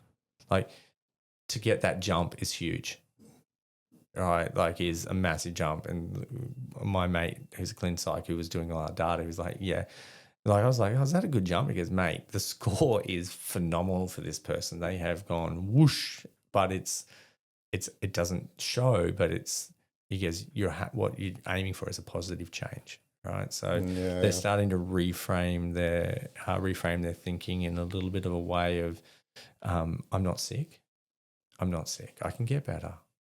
Yeah. So, and that's what we as an organisation are trying to do, is trying to reshape the narrative of the broken veteran, of the broken emergency services person, when truly we are not that at all in the slightest little bit. We are these raging, weird, eccentric, autistic ADHD, because most of us are, right? Like, you join the military, you're going to have some kind of spectrum. Again, because bring it back to you're going to run at bullets potentially, or get shot at, or fly planes, and or do some crazy stuff where you're going to put your life in danger. You've got to have some kind of spectrum level. We're trying to change the narrative, right? We've bootstrapped everything. So we run on an oily rag. Right, so Trojans Trek is doing all of this stuff on an oily rag. Everyone's a volunteer. Everyone volunteers their time, right? It's my full paid, unpaid job. Full-time, unpaid job, right? So I do my full-time job as one of the directors, one of the execs in Go-To Health. And then over night time, I'm doing Trojans Trek. And then on the weekend, I'm doing Trojans Trek. So I do a lot of hours, and I try and fit family in. I try and fit exercise in as well. So we have bootstrapped this brand new model ourselves, and everyone, and everybody that is involved in it is phenomenal. Like, you can't, it's next level. We've had an increase of volunteers. We're now above 30 volunteers. It's, everyone wants to come and help because it's learning that it's part of recovery. So I would say we're a recovery-orientated mental health program. That's it. I love that change of narrative. That's a massive thing. It's something I've talked about on the podcast a lot, is the constant negative feedback. Is you start to identify as the broken soldier, as the person who's never going to get better, because you keep having to keep doing the DAS and keep doing the psychometric tests that are like, how bad is it on a scale of 1 to 10, or 1 to or severe, more severe, whatever it is, most severe. And the more you say it and the more you go through it and the more practitioners you see, you start to identify as like how bad I am and how bad every little part of my facet of my life is. And then, then you go into society as I'm a broken veteran. And so changing that narrative is super important. That's what we're trying to do, is simply flip that narrative on that brokenness. Because you can have shitty times, right? You can have shitty times, and I get it. Again, I've lived it. I've lived it, and I thought I was quite strong until I went through the claims process, and then I was like, it's hard work. It's hard work, and I've had a couple of good mates go through it recently, and one of them was got to the end of it. Look, he plummeted quite quick in it, and I stayed with him, and because I'd been there. And when he got the process, I reality checked him when he got his outcome. He was like, "Oh, I'm not happy with the outcome." That was his voice. I was like, "Tell me what you got." And he told me, and I just went, "Okay, you're going to get a different Daniel now. And he goes, why? I said, okay. Are you sitting down? And he goes, yeah. I said, no, you can shut the fuck up. That's what I said. And he goes, I said, you need to shut up, whinging, mate. I said, because you got more points than me, double plus money than I did, and you never deployed. So, and he goes, that's not fair. I said, no. I'm just trying to give you perspective right now. I said, you got a lot better deal than I did. And a lot of my mates and 2 commando who have been shot at, been wounded, you got a pretty good deal, mate. Now go and get better. And he was like, and he hung up on me. and then a couple of days later, he sent me a message and said, are you free? And I said, yeah. And he goes, I needed that, thanks. I needed that. I was stuck in the sick mode. And I was like, yeah. I said, I know. I was with you the whole way, mate. I was with you for those 2 years, holding your hand, listening to you complain, listen to all that shit that you're talking. Yeah, well, that's you kind of got it right. You got to amplify how sick you are to get the. That's the exactly best right. outcome. And I see that. Go to it's all about recovery at go-to. That's treatment is the primary thing, right? We do a little bit of claims, and I see that, right, and I tell people, once you've completed that document and it goes to DVA, I'm like, go get better. And they're like, oh, no, I got to wait. And the DVA don't give a shit, mate. Like, honestly, DVA don't care right now. They have your psychiatric report. They've got your diagnostic and your permanent impairment. It's been signed off by a psychiatrist. DVA are going to now judge you on that. You can go get better. You can go get better now. Because they're judging you on this point in time. You don't have to stay sick for the rest of your life because you got that money. Yeah, they're just judging you on that point of life, right? That's what they're doing, right? So go and get better. Come on, let's go get better. Oh, no, I can't do that yet. I'm like, okay, we'll wait till you get your outcome. But then by then, you'll probably be so deep in the sick mode and so deep stuck in some of these Facebook pages where the toxicity of how much money should I get paid, and you'll be there. And then it's going to be a long skull drag out of that that space. So yeah, it's. How do you deal with burnout or preventing burnout with all? Yes. So burnout. So I stopped drinking. So that was one of the big things I did. I now find a bit of space for myself, right? Like my wife's pretty good. She's very solid. She said to me the other week, she goes, you need to date yourself, honey. That was her warning, right? So, and I've become self-aware enough now. That's a feather. So I acknowledged it. I said, I hear you. Yeah. So, and I was aware anyway that I was burning the candle at both ends with some certain things that were going on in go-to Trojans, trying to get proposals in and grants in and stuff like that. So I knew I was aware, but I first started doing psilocybin. Oh, yeah. So that helped me with it a little bit more. So I'll lead into how I give time now, and so I did microdosing first. It just gave me a headache. right. Yeah, it gave me a headache because I felt better. But it just gave me a little bit of a headache towards the end of the the microdosing, and then I went into full doses. So I went, nah, fuck it, let's just go balls to the wall. That's my personality. I'm in or I'm out. Let's just give this a go.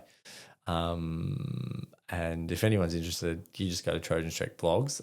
I actually wrote about it. I documented my journeys, and they were pretty full on. And I did like 4-5 sessions by myself in my house. Like, no support. No, I had mates that I told I was doing. My wife had no idea at this stage, right? Like, I didn't want to tell her because I didn't know how to tell her.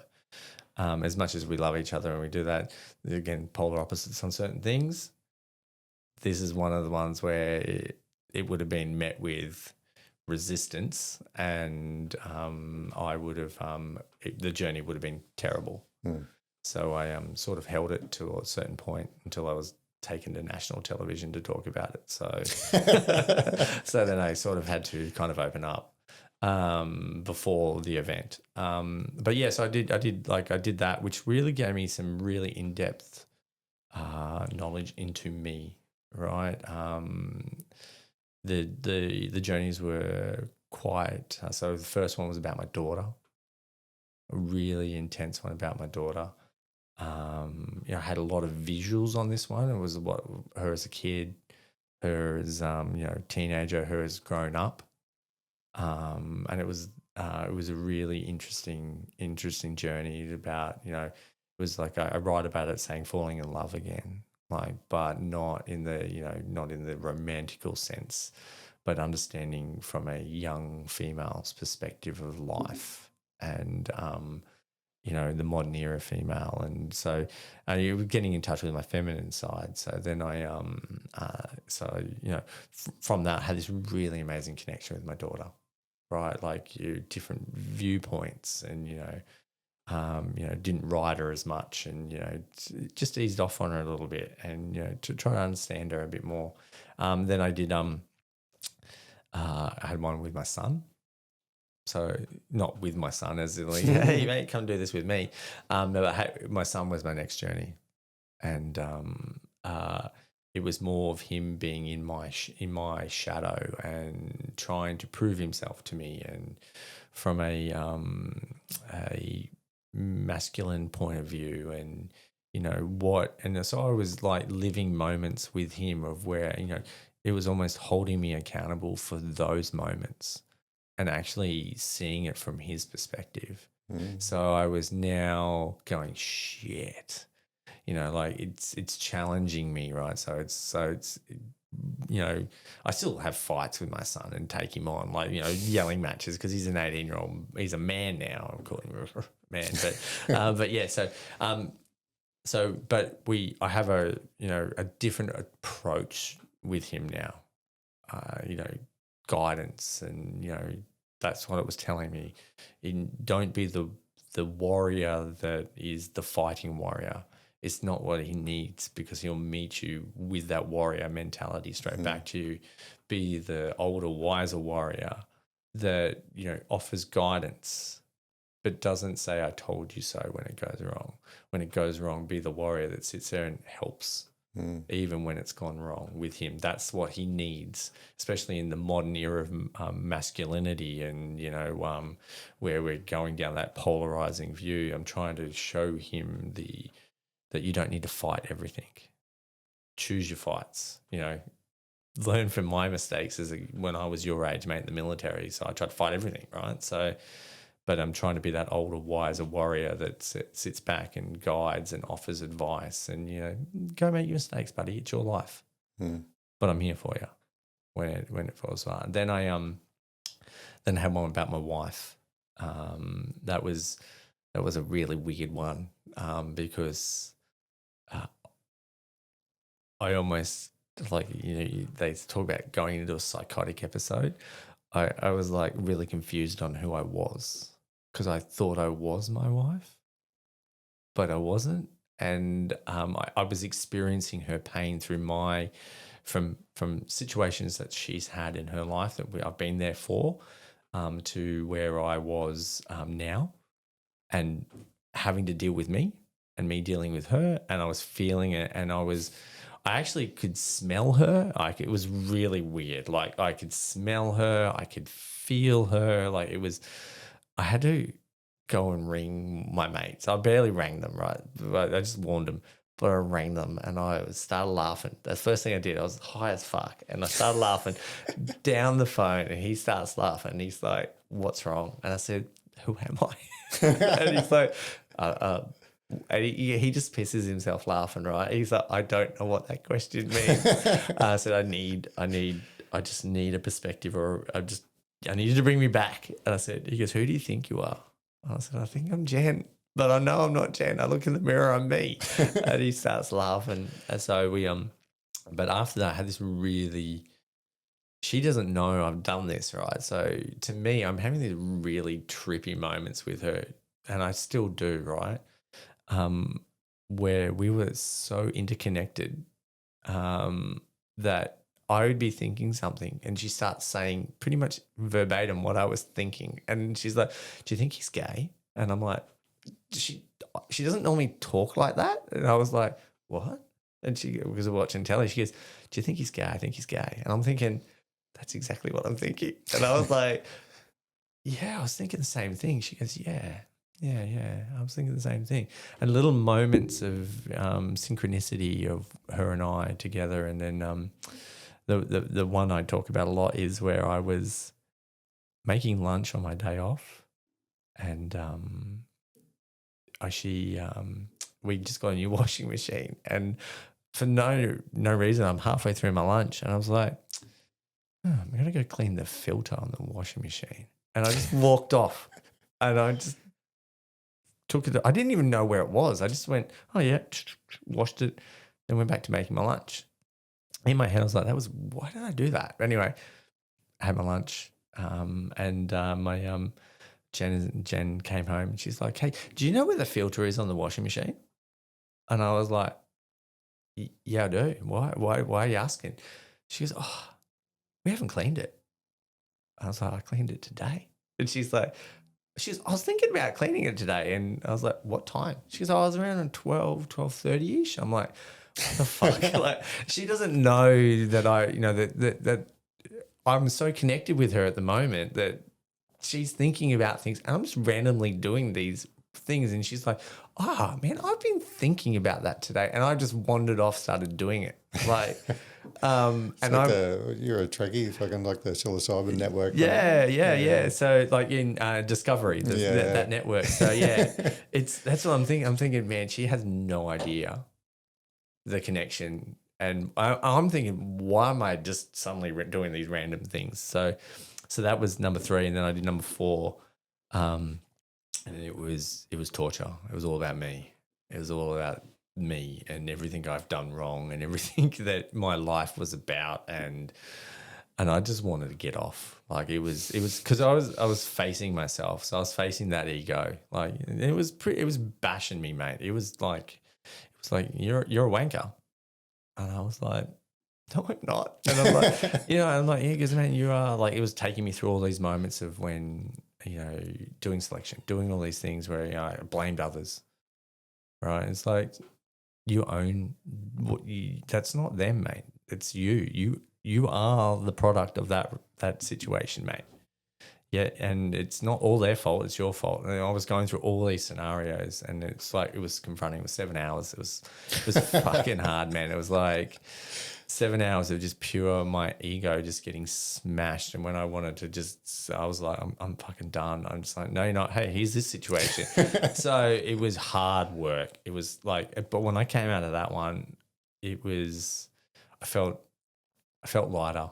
I felt amazing. Like I felt like a whole shift in my reality changed, and I became calmer. I became more, open.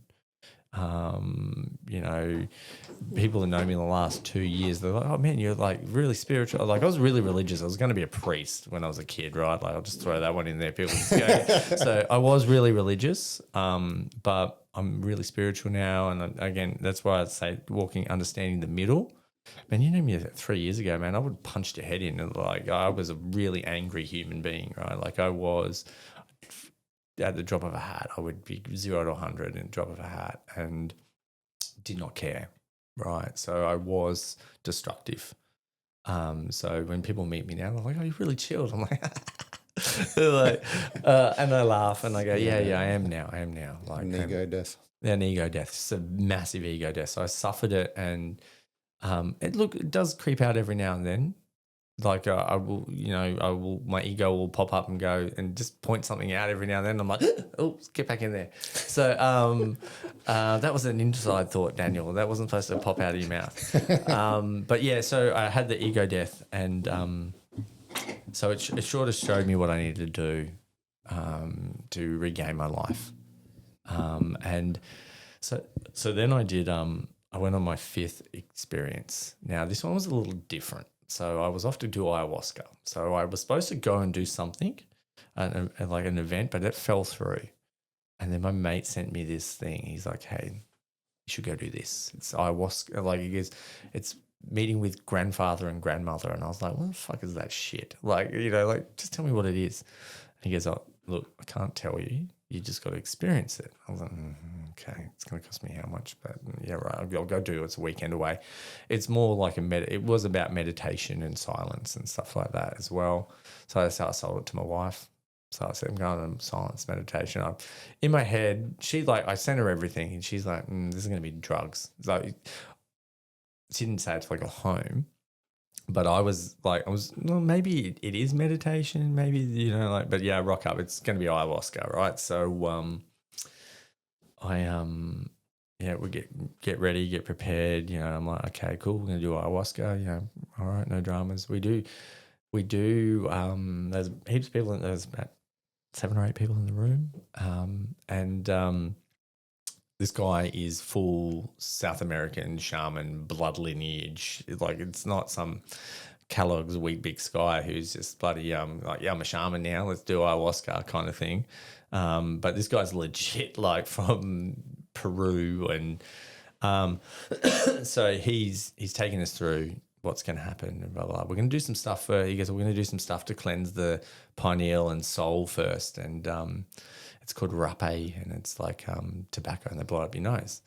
I'm like, yeah, okay. Now, nicotine affects me really interestingly. Like, I get really dizzy, and it feels like I dislocate from my body. Like, it's really bizarre. I have had dip, and within about 30 seconds, I was like, I think I'm going to throw up. And I haven't swallowed it. It's just sitting in there, and I've just spat it out. I'm like, oh my God. And then I go and pass out for 14 hours. And I have the most visual dreams when I'm passed out, right? Like, if I smoke a cigar, I've got head spins for fucking hours, right? Like, so I'm thinking, this is going to be interesting. So he blows it up my left side of my nose, and I'm watching everyone else first, and they're like breathing and listening to this music, and I'm thinking, fucking hell, all right. Then he blows up my nose, and I fucking went into a panic attack, freaking the fuck out. I am shitting myself because I am not ready for this, and like I'm like, oh my fucking God. And if you've seen Doctor Strange, where Master Supreme, she punches his soul out of his body. No. So he's like, all right, we're going to do the other nostril. And then my brain is like, don't. Like, I'm already freaking out. Like, and he goes, yep, no worries. I lean forward. I'm like, don't do this. And he blew it up there, and it felt like my soul jettisoned out of my body. I slumped into the sitting position. I just slumped. Pissing sweat instantaneously. He takes a step back, looks at me. I am pouring sweat instantly, and I'm like freezing fucking cold. Like, I am like I'm going hypothermic, and I'm freaking out in my head. I'm watching everyone getting ready, and they're breathing, and they're coming forward, and I'm having a full blown panic attack. Like, it doesn't feel like I'm there anymore, and I'm looking through my eyes. And I look at my body, and I'm like, that's not my body. I think I'm going to be sick. And I start throwing up into the bucket already. And then people are looking at me, you're not supposed to throw up on this shit, right? And I am freaking. And he's like, everyone's going up and getting their first cup of ire. And he gestures to me, and I'm looking at him, and then the world inverts. And I'm like, and I don't know whether I'm on the ceiling or the floor, and if I move, if I'm going to fall from either. And I am panicking, and I was freaking out because I'm pouring sweat. I'm thinking, I don't know what I'm going to do. And I just had this voice in my head, just get comfy. And I was like, okay. I just like tried to edge back I was shaking, like tried to edge back to the bed, to my pillow, and I just shut my eyes. As soon as I shut my eyes, gone. Dizziness, everything left my body. And I describe it like I was on a hill, just sitting on a hill. I could hear kids running around, children's voices. It was like I got a little bit of visuals of like kids running around, and I was like, but I was calm. There was no dizziness. There was no sickness. I couldn't hear anything else around me but the kids' voices and one central voice. talking to me, just having a conversation. It was conversational, and I was talking back to it, and it was like a warning to me. It was like, "Hey, mate, we're back here again." And I was like, "Yeah, yeah." And he goes, "So why are we here? Like, what are you missing? What are you missing?" And like, we've shown you everything you need to be shown. Stop. This is our warning to you. You know what you need to be doing. And I was like, "Yeah, but I just wanted to do it." No. And it'd just be like, no. We've shown you. No more. Like, and what felt like 30-minute conversation, we were just talking about life and everything like that, was 4 hours. And what brought me back to reality was like, they tried once, right? Like, it was like open my eyes. They were trying to get me to do something. And then I was like, no. And I shut my eyes. I pushed them away, shut my eyes, and I was back on the hill. And they're like, "Why'd you go? Like, we're trying to talk to you." So that was like, this conversation was happening. And I'm like, I don't know. They were trying to, and just ignore them. And then it was like a triangle vibration over the top of me, and it was gone. I was away from the hill, and I opened my eyes, and I'm like, oh shit! And there was no dizziness or sickness, and it was So they're like, "Do you want ayahuasca now?" I'm like, "It's fucking 3 o'clock in the morning. Holy fuck! What the fuck happened? Like, this is changing." And I'm like, no, actually no. I'm gonna go to sleep. And he was like, "Okay." And I went to sleep and got up at 6, and we had breakfast, and I listened to everybody's stories of what they were doing. And I'm thinking, fuck, man, I didn't even have ayahuasca, and I was having a journey. And, I explained what I've done, and, I explained to people, and I talked about my mushroom journeys and everything. And people were like, "Holy shit, you got mushrooms?" Like, and I was like, yeah. And I had a chat to the shaman at the end. I said, "Look, have you ever seen this before? Like, this is really bizarre. Like, I've seen everybody's story. I'm listening to everyone's stories, man. I didn't even get there. Like, but I heard you guys, you're the second time in my entire life I've ever seen someone react to the rapé like this." I said, "Oh, what was the other person?" And he goes, "Oh, a couple of years ago, a lady had exactly the same response." I said, "What was her response?" He goes, "Almost exactly what you were saying, that there was a warning to stop this shit. And we've taught you everything we need to know. And, you need to get on with your life. And you are a happy person. And life is a beautiful thing, right? Let your light shine," kind of thing. And I said, "Okay, cool. I'm going to go home." And he goes, "Good. You're listening." Because they were off to do San Pedro and, other stuff. And, and they're like, other people are like, "Stay, come and do this with us." I'm like, no, I'm not going to do it anymore. I'm going to go home. Going to go home.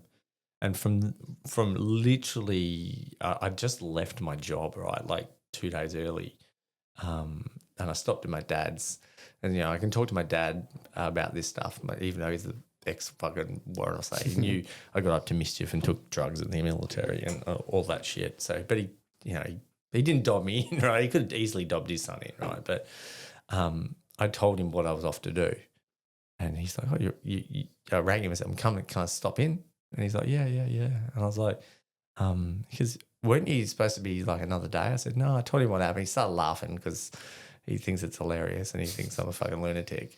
But, and he goes, "What are you going to do about your job?" And I was like, "What do you mean?"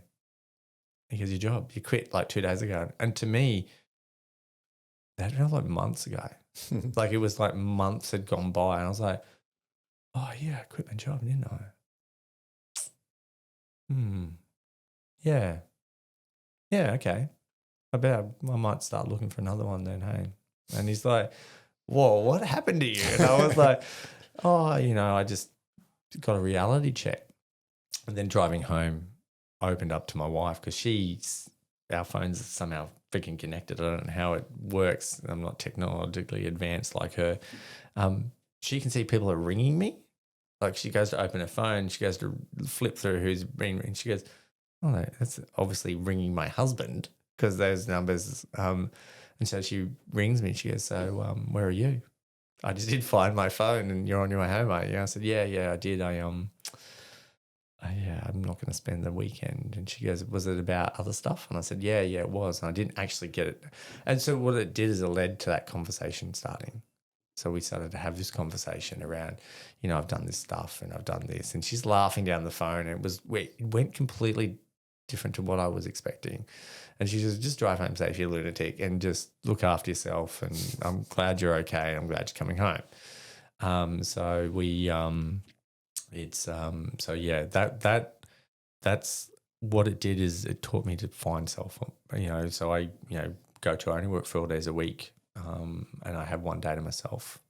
I do Trojans, but after this, I'm going to go jump in. You can come if you want, but it's we're going to Soak House at West End with my I was mate. actually thinking about going to a contrast session after this. Yeah, you should come join us. Come join us. So we're going to go soak, and we do little things like that. That's training is my little things: swimming, riding, running. It might sound like nuts to people, but it's my little freedom. It's how I look after myself.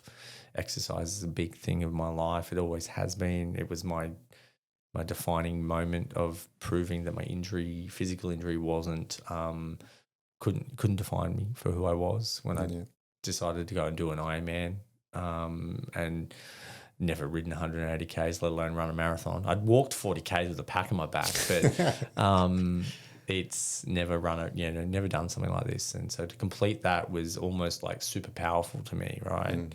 It was to say, hey, you can do this. Like if you take MRIs of my spine, when people say to me, I've got spinal injury, I say, yes, so do I. And then they look at me and they go, no, you don't. I'm like, I go, yeah, I actually do.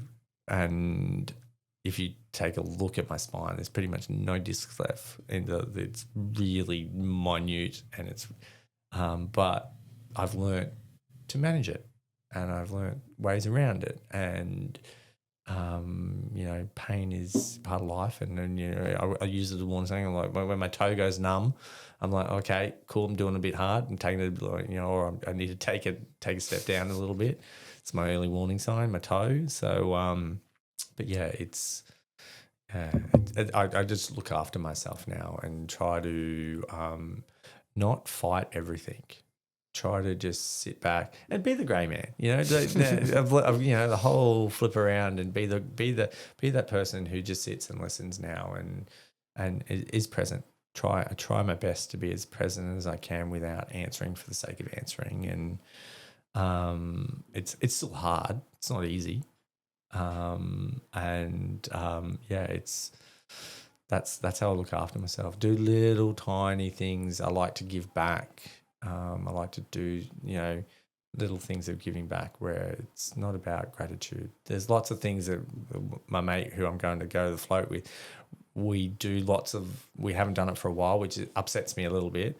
But, we do little random things in the city that, no one knows about.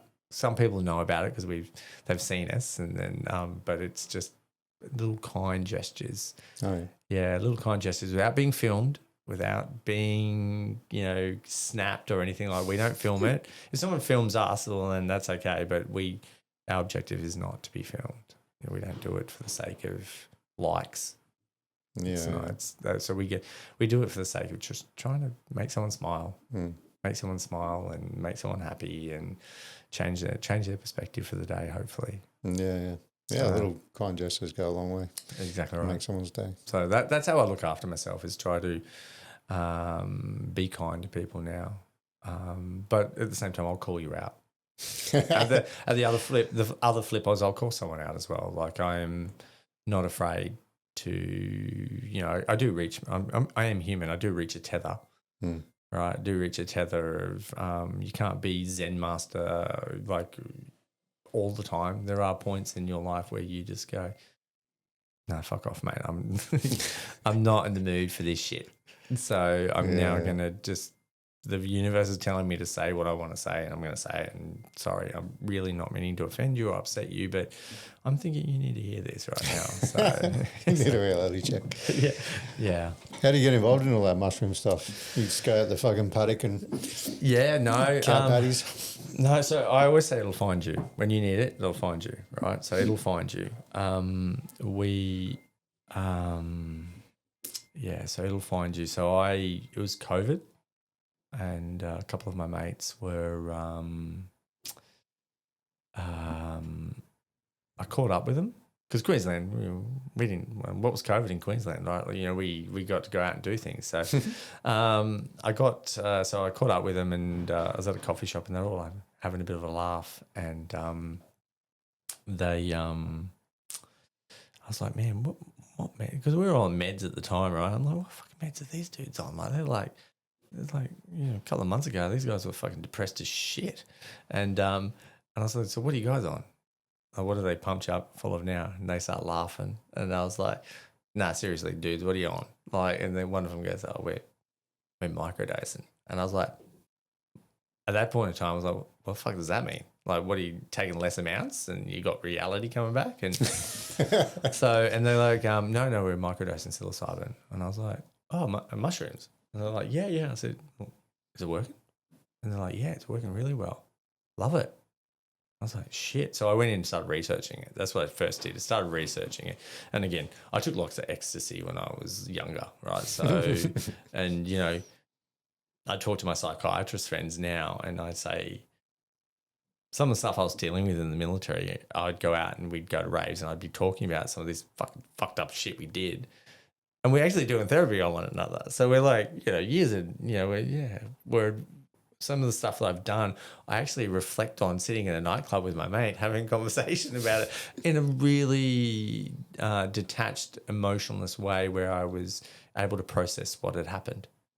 Right. That's what MDMA treatment is doing right now, is allowing you to do that. So, freaking 20 years ago, 26 years ago, we were already, we're ahead of our times, mate, ahead of our times. But we were doing it recreationally, But what we weren't, knowing at that point in time is that we were actually dealing with shit.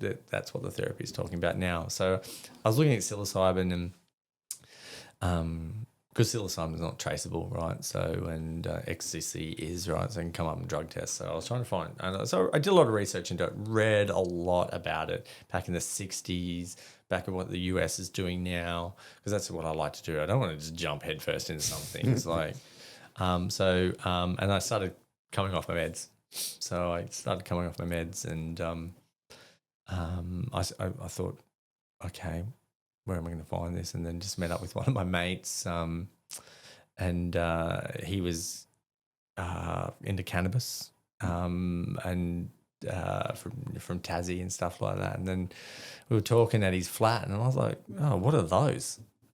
And he goes, oh, they're magic mushrooms, bro. Do you want them? And I was like saying that they'll find you when they need you, like because my mates weren't going to give them to me, right? Like, because I was still doing the research and I didn't know how to ask them. And I was like, he goes, oh, do you want them? I was like, this fucking massive bag. I was like, okay. I was like, all right, what do I do with them? He goes, oh, just take about 10 if you don't want them all. I was like, okay. So I took 10. I was like, what do I do? He goes, you eat them. Like, he goes, are you stupid? Like, and I was like, I get that, bro. And he goes, oh, look, so just take little bits. So what I did is I'd eat the stalk and I'd get a little bit of a feel. I was like, oh, this is okay. I feel a little bit weird, but yeah, okay. And then I'd take a little bit more. And then I'd go mow the lawn. And I'd mow the lawn for 4 hours and have a philosophical debate in my head mowing the lawn and come in completely happy. My wife's like, what happened to you? I was like, oh, yeah, just answered life's questions. And she's like, what? And I was, so, it'll find you when you're ready, right? But yeah, it's becoming a big trend. I've got friends over in Colombia at the moment doing ayahuasca. So yeah, you hear about it a lot these days. So it has its benefits, and but it also I write about the warnings, right? Like if you abuse it, it will fuck you. Like it will fuck you up if you abuse it. But I was watching a video and a study and reading the study about it and talking about especially with DMT in the DMT world, and it'll shut you out. There is an ability of it to shut you out. So if you don't learn from it, it'll just not have any effect. Oh, yeah. So, so lots of veterans talk to me about it and I say, look, why are you doing it? What is your sole purpose of doing it? Like, it's not just, if it's just to get high, it's going to come and it's going to fuck you and it's going to take you on a wild journey and you're not going to be ready for it. Right. And then you're going to you can, so much shit can go wrong. So, so that's what it is. It's good, but you've got to do it for the right reasons and go. Psilocybin is different to MDMA. MDMA, you can target where you want to go. So you can psilocybin again. It'll take you where you need to go, right? So you might go in, and again, when I was having my daughter's event about my daughter, I was like, so I want to look at this, and like the entities that I could see, I was saying I want to go here and look at this, and they're like, fuck off, mate. This is here. This is where you are. But I'm like arguing with them, going, I don't want to be here. I want to be here, and they're like, no, this is where you're going. And this is what you need to face right now. This is what you need to look at. Psilocybin is it's a really good treatment. But talking to psychiatrists who do it, it's one of the ones where you can do all the lead up work and be wanting to look at this certain thing. As soon as you drop that shit, it goes, nah, we're going here. So it's harder to manage, and it's a lot, you've got to be very skilled in how to manage that stuff. So, but yeah, it's good, but I also have my warnings for people not to abuse it. Yeah. If you abuse it, and my biggest fear now is what happened in the medical cannabis space in our community was DVA have now come out and said we'll fund MDMA and psilocybin as a fourth line treatment, which is great. They're acknowledging it, right, which is fantastic. But my fear is it'll be abused. So you'll send it to everyone like they do with the weed. Yeah. So the weed has just gone out of control, right? Like you've got companies now, exploiting it and, charging DVA phenomenal amounts of money and pushing it on veterans, right? Like lots of veterans are like, again, when I've spoken to DVA at a forum and I said, they go, it's not for mental health. I said, yeah, I get that. But we have comorbidities, right? So we have physical injuries as well and pain.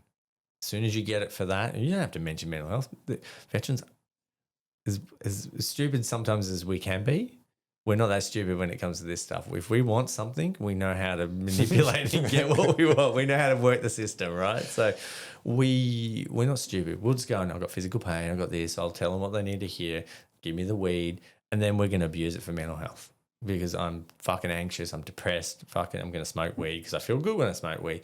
But then you don't know, what we probably going to start seeing is a lot of psychosis coming out in, weed-induced psychosis because, psychosis can happen up to the age of 25 without you even knowing, and a lot of traumatic events can lead to that psychosis. And what was a lot of soldiers and airmen and Navy personnel doing up to the age of 25? They're in high intense operations facing some scary fucking environments, right? What can trigger it? Get too high, trigger psychosis. Reality back to that moment, which then triggers in the psychotic moments. So my fear is you'll get the providers out there. You'll get the good ones. There are some good ones out there doing it, but you'll get the bad ones that will now just see the money and see us as much as you can. Yeah, and knowing that we are desperately looking for answers and healing and everything like that. And come on out and let's do it. So, but yeah, that's my fear. And that's why with Trojans, it's, again, I've done it. People say, oh, you do mushrooms on the trek. I'm like, yeah, I do. But I don't do those mushrooms. I do medicinal. So like is in your lion's mane and your chaga and ashwagandha, and I take that out and I say to everyone, here, take this. I've brought out like $600 worth of shit here, and it normally gets taken. My wife hates it because everyone else takes my stuff, so, and then I go and buy more. But no, but Trojans, like I'll come back to Trojans because it made me think about psychedelic moments. One of we have lots of psychedelic moments on Trojans Trek. So in the sense that people do a lot of vivid dreaming on the trek. We had a guy, and everyone dreams. Like one of my mates who's done a lot of psychedelics came and I said to him, when you come on this trek, I was telling you, man, it induces like a psychedelic sensation of a nighttime because you're confronting all this stuff and you're bringing it all to the front and your brain's alive, right? Your subconscious mind is firing on all cylinders. And one guy was talking about, he goes, around the circle I had a shit night's sleep, but I feel really light. And you're like, okay, that's really paradoxical. What do you mean? And he goes, so last night I sat with my dead mum and I talked to her all night. And we talked about forgiveness, and I asked her to forgive me, and I forgave her, and we talked about everything that I couldn't have talked about when she was alive. And I was like, everyone's like, what the fuck? And one of the facilitators goes, what you put in the water? And I said, no, dude, I'm the chair of the board. I don't want to go to jail, right? This all falls on me, right? And we have lots of moments like that where people are dreaming. You can hear people talking in their sleep, my mate who came on one of them, he said, yeah, man. I said, what do you mean? He goes, he's done lots of psychedelics. And he goes, dude, I felt like of a night time I was having a trip because his subconscious mind was processing everything that happened during the day, and he was reliving these moments and, forgiving things and doing things and challenging things. And then he woke up in the morning, he's like, man, fuck, I feel great. Let's keep going. So it's the kind of reminder of what we do. We're trying to do it. Don't get me wrong. I'd love to get to a point in Australia's history where where we can take Trojans Trek and, do a bit of psilocybin on the trek or do a bit of microdosing. So take the environment, take what we're doing and, throw a bit of, medicine into it as well and see really how deep we can go. Right? So don't get me wrong, I would love to do it, but, we're not there from a policy and an ethical standard. And, it's we've only just got the fourth line, right? So let's just hold off. But yeah. It'll find you. Yeah. Right. Just a couple of things about your military career I wanted to ask. In reflecting back to the physical abuse sort of stuff. Yeah. I know, we look at it with our kids, right? I've never hit my kid and I never would. Yeah. I think there's much better ways to deal with misbehaviour through just talking and communicating and stuff like that, as we all do these days, I think.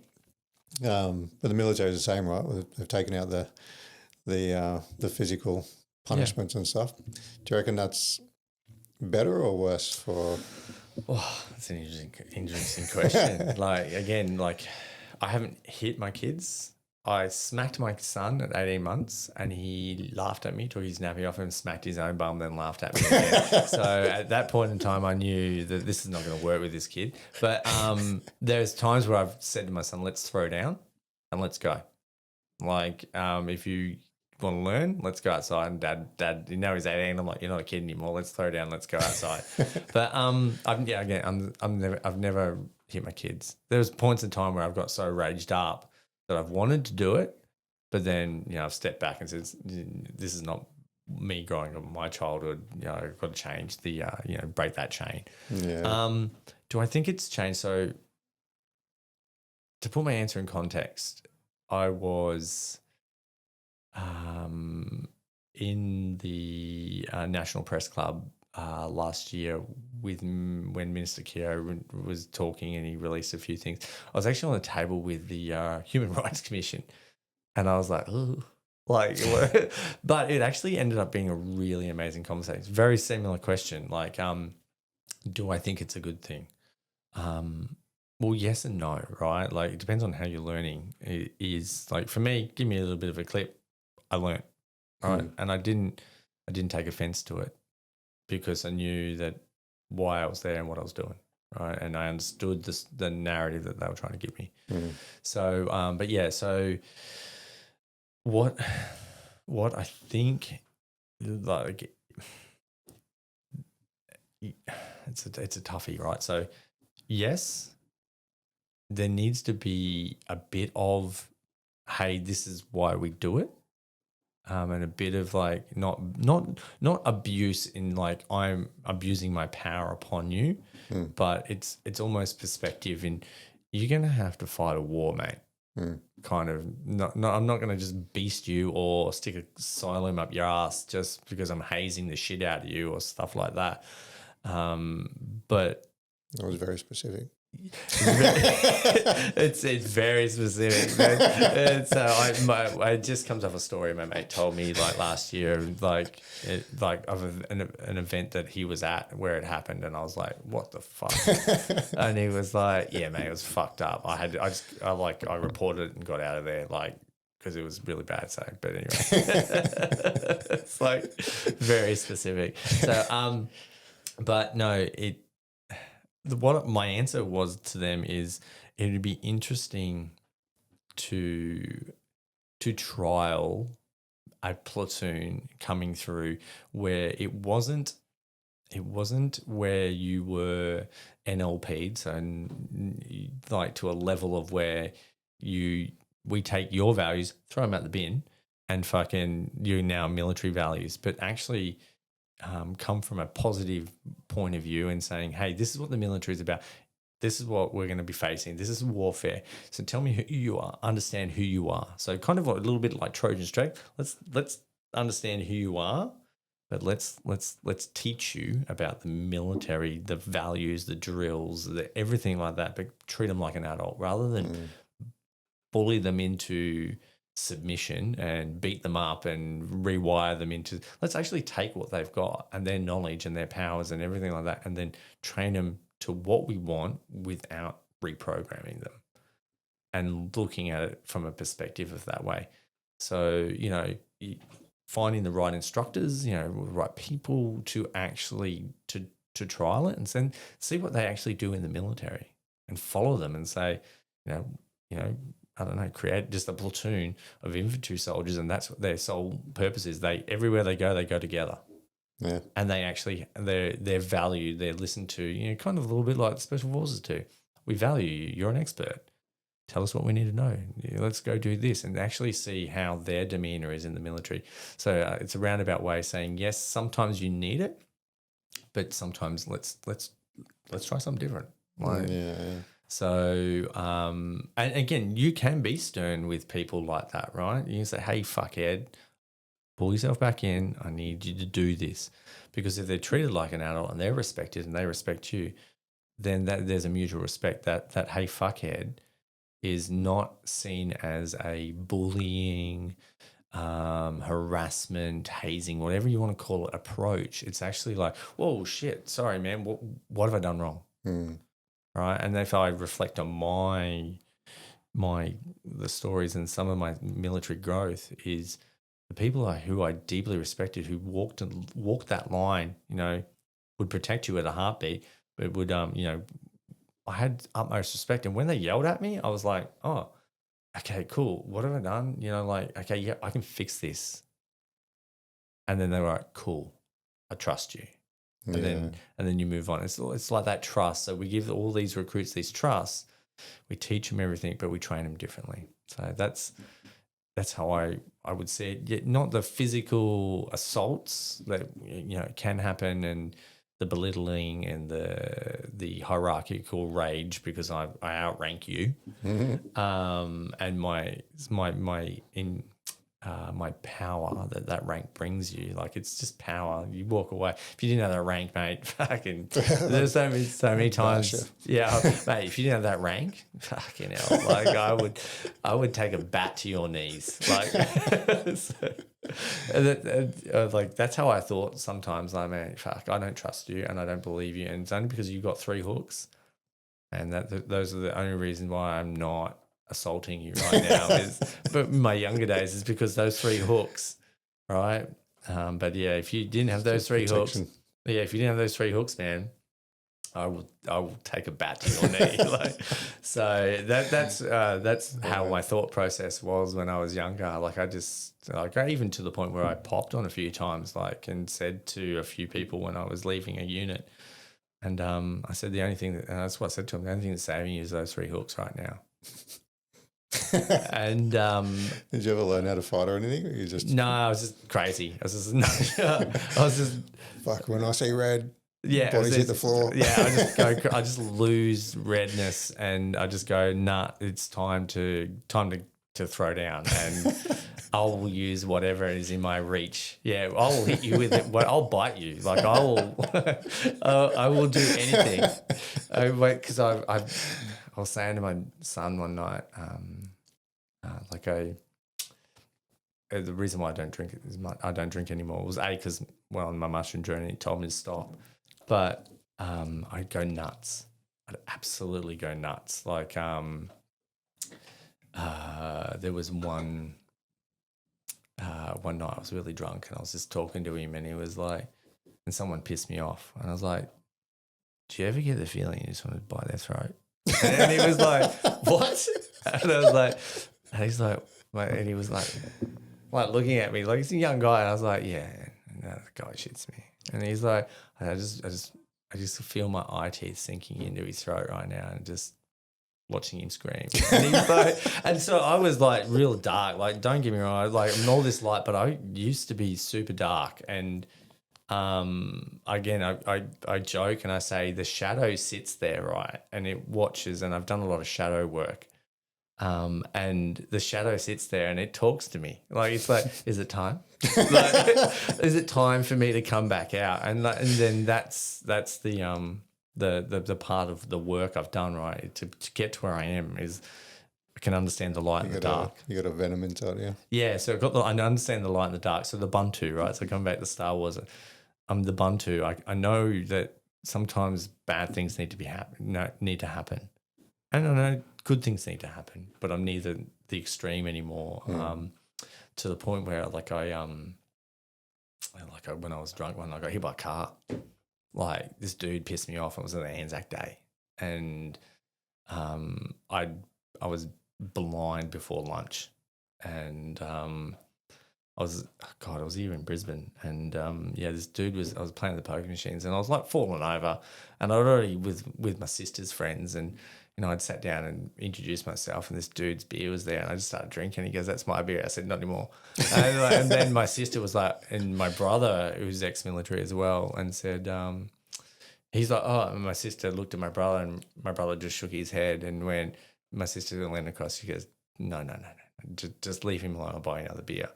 And then I went to the pokies and some dude started mocking my medals and going off about my medals and calling me a baby killer, and I took my medals off and I tried to stab him with a pin, and my brother's pulling me off, and I was like, my brother's like, "We need to go home," and I'm like, "Yeah, it's fine, I'll be good," and I just, because I lose it and so I sort of stopped drinking. I get to a point. So when people talk with my son now and I don't drink, and they're like, "Oh, so your dad doesn't drink," and my son will be like, "It's a good thing." it's a good thing. It's a good thing. Like, it's a good thing. We get to a point where I'm either happy or I become really angry and violent, and I don't hurt people. Like, I don't hurt my kids. Like, I was explaining to someone the other day, I was at home from, I was trying to think of, I was home from Afghanistan permanently, or I was on Rockall. I can't remember. I think it may have been, it was Rockall. So I was on Rockall, and my wife and kids and my dad, we all went up to Cairns and stuff like that. And I'd been drinking lots of wine with my wife, and we went out for dinner, and I was reminiscing because I was like, "Oh my God, we've not seen this wine since Margaret in 2006. This is great." Pouring drinks, and she went to the toilet, and I thought we were in an argument, and she comes back. I start arguing and yelling at her, and she's like, "What the fuck happened?" But to me, I'm in an argument with her, right? And I'm like, "Fine, we're going. I don't want to deal with this shit." And she's like, she's sitting there all confused as shit, right? And I just pay the bill. I'm like, "Oh fuck, whatever, let's go." And I fucking storm off out of that. Everyone's now looking at me in this thing. I am smashed beyond belief, and I just walked off, and she's like just following me. What the fuck? And I go to bed. She has a shower. She's like, "So?" I'm like, "No, I don't want to talk to you." And I just went to sleep. Woke up in the morning, and she walks out. She goes, "You all right?" And I'm like, yeah. I said, what? Look, I don't know if we should talk. The argument we're having last night. She goes, I don't know what argument you're talking about. She goes, we were having a nice conversation. I went to the toilet. You come back and you're like yelling at me. Like, I don't know who you were having a conversation with when I was in the bathroom. But so little warning signs like, yeah, I'm very loose on the piss. And so it's a good thing that, that I did all that ego death stuff. And so, yeah, but it's, don't drink. Don't drink. As much as like I look at it now and I'm like, oh yeah, I'd love a whiskey. I've got like freaking expensive bottles of whiskey sitting in the back of the cupboard. They're never going to get drunk now. No, they do. My son drinks them, but you can drop off here, mate. Yeah. Well, they're like, you might as well have them. But I'm keeping one because there was only 1,000 bottles made. And so I've got one and I've got the number of it. So I'm like, you can't drink that one because when I bought two deliberately and they're phenomenal. It's really nice. So I'm like, you can't open that one. You open that one, I will kill you. That's what I say to my son. I will kill you. Like, I just want to keep it because it's only 1,000 bottles ever made. So the more people drink of this, the rarer it's going to become. So, but yeah. It's back to your thing. Train soldiers in a different light. Give them trust. Give them perspective. You can still yell at people. But it's not a point of yelling for the power trip. It's a lesson, you do it on the soccer field, you do it on the footy field, people yell at one and they fucking, it's building a team of trust and resilience and, trying to not break them down, but show them what the military's about. Teach them what about the military, teach them this, teach them that. You can teach people and allow them to have their own beliefs and their own values and allow them to take their values and connect it to that organisation rather than dictating that this is our value set and this is what you should have. Suppress everything of yours to then take on theirs because, again, a lot of mental health is the veil lifts, a certain situation happens, right? And that veil comes off and you go, what have I been doing? Yeah. Oh, my God, I've broke everything about me. And then you have that collapse, that pendulum, right? Yeah. Well, that's what you're saying about Trojans Trek was there's a problem that one of my reels that went viral was just a really short reel about, when you spend your formative years in the military from 17 to 27, for example. Yeah.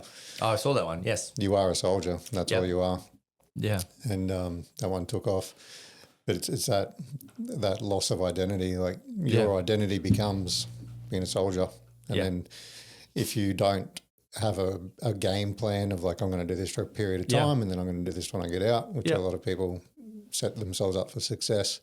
But you believe you're going to be a soldier forever and then it's sort of stripped away. Carpet's pulled out from under your feet. But then, so having that identifying your values at the start and linking it to military rather than being military would make a massive difference. Exactly right. Like it's that extreme, right? I'm a soldier. I'm going to always be a soldier. I'm always going to be a Jedi. Right. I'm always going to be a Jedi, right? So when they become Sith Lords, right? Because maybe being good isn't as and then they have that pendulum swing and they become a Sith Lord. Count Dooku, right? He wasn't. You really are a nerd. So Anakin Skywalker, right? Wasn't in control of his emotional state, was a Jedi, but became evil. When certain things went wrong, his pendulum switched it, saying, fucking nerd. I've just got Doug in my head right now, like saying, you fucking nerd. Doug, Shero. Yeah, Shero, Shero. Fucking nerd. Every time I talk nerdy shit, that's how I start. I look like a lunatic because I start laughing to myself, and that's all I have is Shero in my head going, fucking nerd. People just look at me like, is this dude a fucking psycho? He just started laughing in the middle of his own conversation about himself, and I've just lived an entire reality and a past reality in my head, and everyone's just not in tune with what I'm doing, and I just look completely psychotic. But yeah. What would you say was the what part of your military career had the most impact on you? I would go back to 1 Hour Bravo Company. is that had the most impact on me. Like it was like, again, I had the really good leaders in 4RR, like some really good leaders. But if I look back at 1RR Bravo Company was it. I'd just been promoted as well. So like I was, commanding now, but it was like, if you watch Band of Brothers, Easy Company, that's how I would describe Bravo Company. We just had this leadership all the way through the ranks, right? Except for one of the platoons. They got a bit stiffed over by one of their leaders, but the rest of them were really good. But, we had an amazing OC. We had a really amazing platoon commander, really good sergeants, really good NCOs. I was one of them, so it was awesome. So no, but we had really good NCOs, but we also had really good diggers, right? Even some of them who were fresh out of Kapuka, Singo, fresh out of Singo, who posted into the company and were going to Iraq, right? Like they got absolutely smashed by the rest of the battalion, but they fucking proved themselves, right?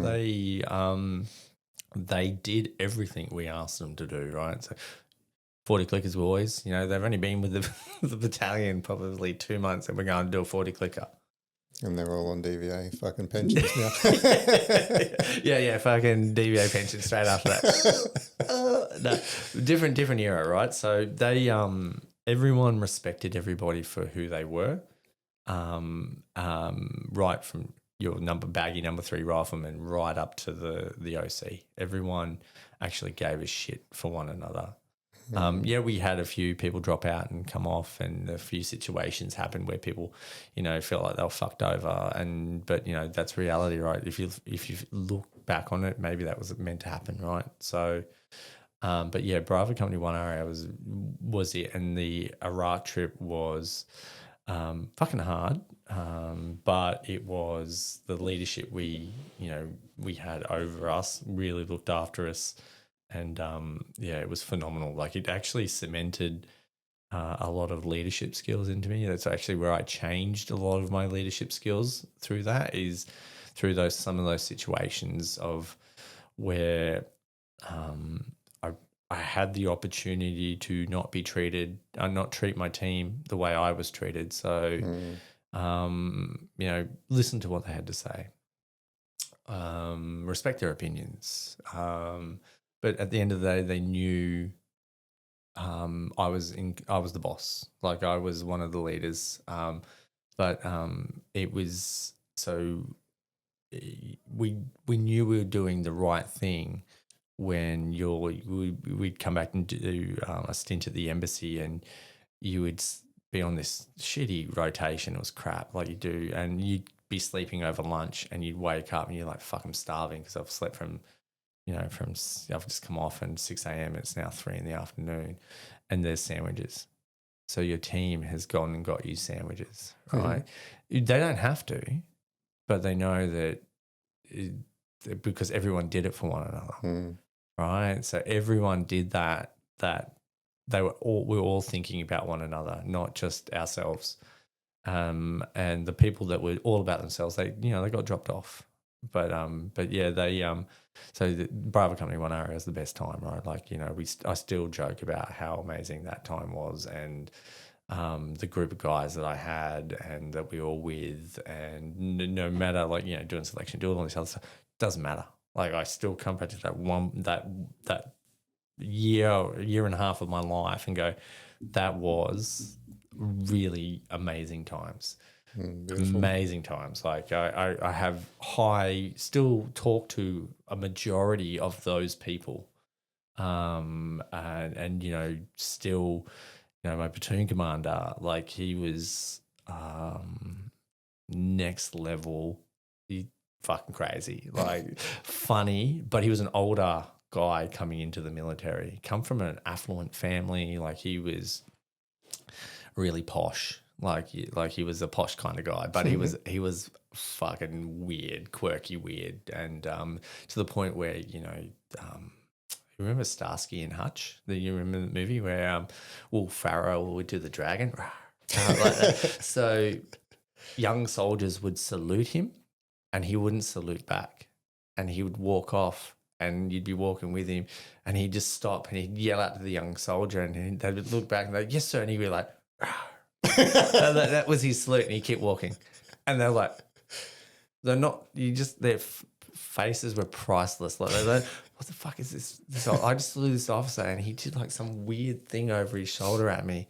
And then like later on he'd walk and he'd be that same soldier, and he'd be like, sir, and he'd be like, oh yes, sir, yep. And he'd walk again, and then he'd be like, oh yes, rawr, rawr, that's a double dragon, and then keep walking. So it was really good leaders, right? Like they were quirky but professional. And I always describe him and the sergeant. They could have convinced me, like not as in NLP'd me or anything like that, but I knew if they were asking me to do something, it was they'd planned everything out. So I would describe it. If we had to run a machine gun, we would do it because they have thought of every other possible option and scenario. But I trusted them. This is what, boys, this is it. Right. He was very honest in that sense, like completely honest. This is going to be fucked. Like that's how he'd say it. You're like, oh my God, if this guy is, again, coming back, if that's how you trained people through the military, maybe you would have a different military, right? So you'd have people like, he'd be like, all right, we're going to do this. It's going to fucking suck. And I fucking am not looking forward to it myself. And you're like, okay. We're all in this together. We're all in. And he goes, but the only way I'm leaving is if I'm dead. And you're like, okay. This guy is with me on this, right? So he's not some officer who's running off doing, like guard duties and, I'm busy off doing this, man. He was with the men, didn't have to be with us, but he was there with us, and the platoon sergeant was there with us as well. And he was like this little angry man, like I would describe him as like a character out of like Warhammer, like those little figurines. Like he like, we called him Chainsaw 6 because he looked like a little figurine out of Warhammer. Like he'd have a chainsaw, he'd be like, rah, like, like, little angry little man, but really quite the opposite. Like it's very emotional and very down to earth, but he just had this demeanor of this angry little fucking senior NCO that walk around, and everyone would be like, man, that dude's fucking crazy and angry, and you'd be like, he's actually really emotional. And like, so his persona was something different to what he was like. He'd actually sit down and go, so how are you feeling? Like, like he changed his whole day. Like, I actually care. So everyone cared about one another. Right? They actually genuinely gave a fuck. Yeah, nice. And honesty was a big player in the platoon and in our platoon, in the company it was, but honesty was rewarded. So, if you fucked up, be honest about it. Don't lie. Just so young guys were like, when we're getting ready for Iraq, like my, the other Lance Jacks, he was a piss wreck, but I'd pick him up, and he'd rock in and he'd be like drunk as, and he'd just be like, hey, I'm pissed, and the sergeant would be like, yeah, I know, but if guys were late, why are you late? I was on the piss last night, and they were like, okay, thank you. Oh, is there consequences? No, just don't do it again. But thank you for being honest. And then, guys were like, oh, okay, well, there's no, it's not that there's no repercussions. It was like, okay, you're being honest with us. Okay, that's cool. Just don't do it again, because if you do it again, there's, guys will like, all right, I was pissed again. All right, cool. Thanks for being honest, but this time we're going to do something about it. We give you a warning. So they were the honesty and the trust was there. So you could legit, do your job and have full faith that the command element behind you was there for you.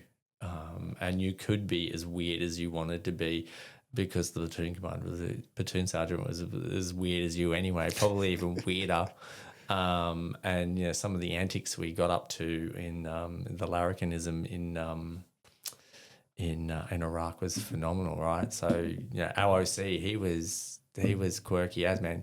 He would enforce your hair rules and have this hair that was like blowing in the wind. It was long. It was so long, and he was like, ASOD state, like the way he talked, ASOD state, gentlemen. your hair needs to be groomed. And we're all like watching this fucking hair blowing in this luscious locks blowing in the wind. And you're like, how's he enforce? CSM, make sure you enforce the hair rules. He goes, I will try, sir. But yeah, we, I did some stuff over in Iraq, which was, quite funny. There's no evidence of it, so it's fine.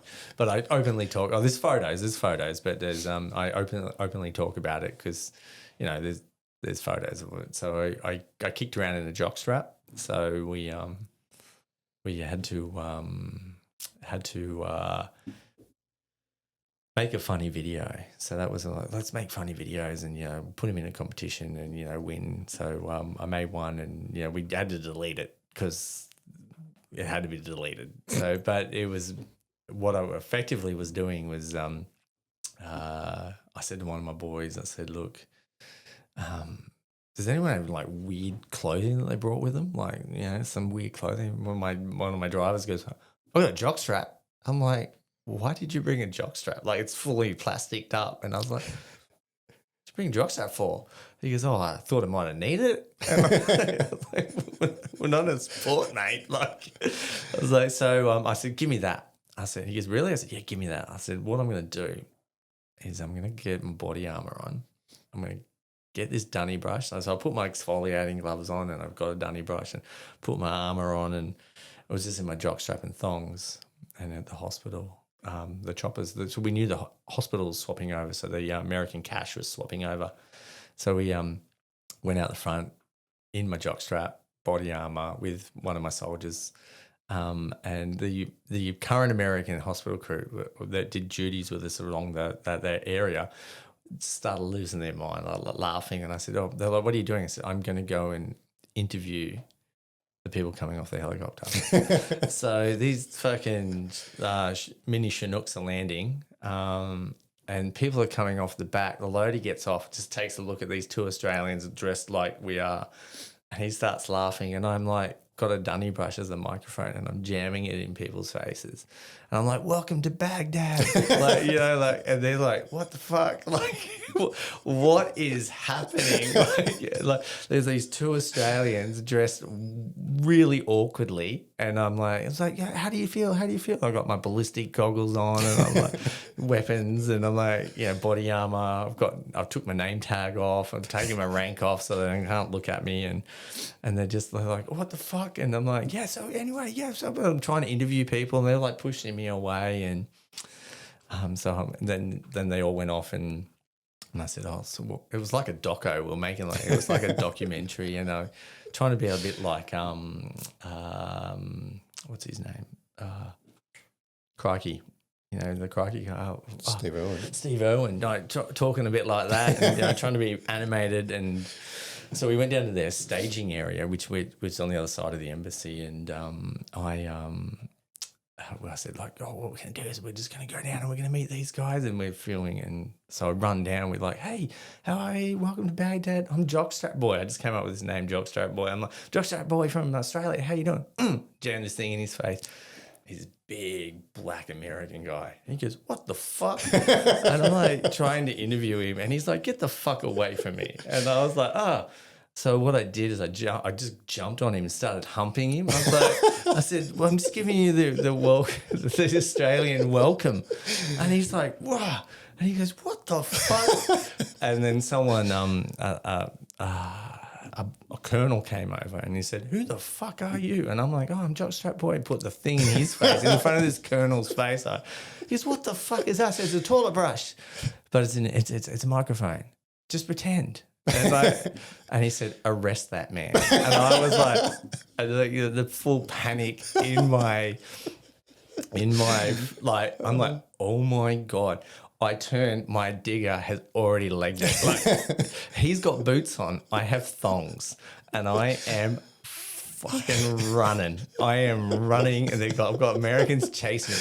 Thank God they're big guys and they can't run very quick. So I am running at full pelt in thongs, body armor, and American MPs are coming the other way down the road.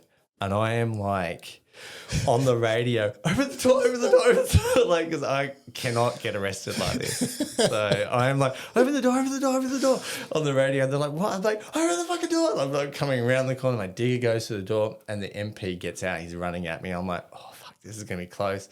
And I like jumped through the door and landed on my back, and I said, "Australian soil, you can't come in unless the ambassador says so."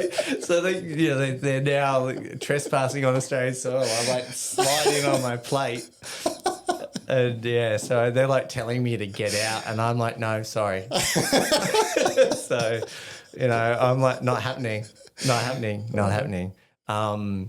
They leave, and so that disappears, right? So that video never exists, but it exists in a lot because a lot of boys still talk about it, and it goes by, nothing's happened, right? Like blah blah blah. So my OC is he hears about me wearing around a jockstrap, like I was getting photos with 58s and like walking around Baghdad with that kind of stuff on, and he's heard about Jockstrap Boy. He hasn't, he doesn't know what happened here. And he's sitting at the hospital, and the new Americans are kicking in, and this colonel fires off, and he's like sitting in, and he goes, I don't know what the fuck's wrong with these Aussies. And my OC's like, oh, what do you mean? And he's like, so we landed the other night. And he starts telling the story. My OC is like, oh my fucking God, I know exactly who that is, right? And he goes, the other Americans are fucking losing their mind, like laughing, because they've been with us for a while now, and they actually know who we are. Right? We're these wild bunch of fucking really, like that's what they said about us. We were wild but super professional. That's larrikins. That's how we've been described through all wars, right? We're these larrikins. So. But really professional at what we do. So this dude's describing my OC. He's like, all right, cool. And then he sees me, and he's like having a conversation. And he's like, so what did you get up to? And I was like, I don't know, I was just like having not what you're talking about, sir. Like, but we leading into it, he would encourage it. So we had a few big moments where he would let our hair down. So he arranged through the higher elements to get alcohol and get on the piss, right? So that's what he did. He knew he'd work as hard, and there'll be days where I'd be like cursing the OC, but he would let us drink and let us, have our moments, which was, again, that whole trust thing. And then we had like 1 stars and 2 stars come and join us because this Aussie element's on the piss. Like, we're gonna go hang out with these guys and get a room for the night. So he'd be like, Corporal Vincent. I'm like, yes, sir. He goes, go and put your jockstrap on. And I'm like, sir, it's fucking -2. And he goes, it's an order. He's had a few drinks, right? He's like, it's an order. And I'm like, oh yeah. And I walk off and go and put my jockstrap on, and I come out. These 1 stars and 2 stars are like laughing. And he's like, oh, they're introducing me like I'm his fucking pet. So yeah, Chester. So it was my clinger moment, and it was like that's the company, right? So that was the company in the platoon that we had, and it was really like to the point where we even freaked out 3 RAR when they came over and replaced us. The OC comes down. He goes, "Oh, I'm giving a big brief to everybody coming into the cove." I'm like, "Okay, cool." Yeah. He's like, why are you telling me, sir? Like, he goes, "What I need you to do, it's just before lunch." I said, "I need you to come walking out in your jockstrap, say hello to me, and I'm going to say hello back, and I need you to go and eat in the mess." And I'm like, "What?" Like, I'm his pet. No, but so yeah, he goes. So he would so I did it. So 3 hours is staring at me, like I'm walking out, and I'm like, I'm just like, everyone's like laughing, and they're like, I'm like walking, and he's like, Jockstrap Boy, Corporal Vincent, how are you? And I'm like, so how are you? I'm going to the mess. Is that okay? And he's like, yeah, I'll be in the mess in a minute. We'll sit down and have some lunch. So it was just like normal. And 3RR is staring at us going, what have we come into? Like, this dude is in a jockstrap. The 2IC is in PJs going to the mess because he just lived in the CP. So he just not get out of his PJs. So, we've got dude in a jockstrap, 2IC in his PJs walking to the mess. What is happening here? What have we walked into? But it wasn't always like that. So, but it was... So yeah, when I say that was the highlight of my military career and really defined that you can be this servant leader and sacrificial leader, but also be super professional but super fun and really understand your team, and like to the point where. And that's why I wanted to be an officer, because I actually wanted to be a medic. I was like, I worked in the caches and the hospitals, and fucking hell, man, that was scary as shit. And I saw some horrific stuff, but I still, I want to do that. But they convinced me to go to RMC. My OC and lieutenant, so platoon commander sat me down and said, look, hey, your boys will do anything for you. Literally anything, because me and my other team leader were in there with them. So if we had to fill sandbags, we would fill in sandbags with them. It wasn't, we're going to the gym, you guys got to do this shitty task. We were in there with them. So he goes, why don't you become an officer? And I said, because I don't like them. That's what I said to them first. They started laughing and they said, no, seriously, go and do it. And it gave me the courage, if I use that word, to come out of my shell as in the military and, be even like I wasn't as wild as I was. I was a bit more tamed, but to be able to challenge views and lead and from a different perspective rather than being the explosive, wild, like just question everything. They just taught me how to do it wisely rather than radically. So I can see why that shaped you with the accountability and taking accountability for your actions and learning from your mistakes and that's I look at that and then within a couple of months we came home and we were going back to Timor, and like I had the complete polar opposite. So same company, complete polar opposite in leadership, because a lot of the good leaders, went off to staff college, OC went off to staff college, CSM went off to do his RSM stuff. My platoon sergeant went off to America because he'd been picked up for his woes, but they were all really highly skilled NCOs, right? Like so they're off to do bigger and better things. I changed platoons within the company because the rest of the battalion was going to Afghanistan, Iraq. They're all deploying. Timor and Bravo wasn't, because we just got home. So they said, hey, when you get your second hook, we're not sending you any other company, but we just changed platoons. I was like, but I still know everybody. They did a company shuffle, and I found it hilarious because they say we try to remove you so your boys respect you. That's the whole thing, that when you get promoted, we'll move your company so you get. When they did the company shuffle, they said, "Oh, here's your section in your new platoon," and I walked out and I was like, I started laughing. 6 of them were the guys I was in Iraq with. I was like, "Hi, I'm Corporal Vincent. Hello, I'm your leader." And they're like, "Yeah, so can you tell us about yourself?" So I have a couple of new recruits, right? Like new guys from Singo. So they have no concept that these guys are taking the piss, right? Like, I'm like, I'm a bit of a harsh leader. I'll hit you if I have the chance. And they're like, oh my God, like they're like these young guys are like, what the fuck have I got into? But no, I had the same guys, but totally different leadership, right? So had a young new platoon commander who was really good at the beginning, and then when we got sent to Timor, we lost our really good sergeant and got a terrible sergeant, and which corrupted our platoon commander. So it was a fucking nightmare.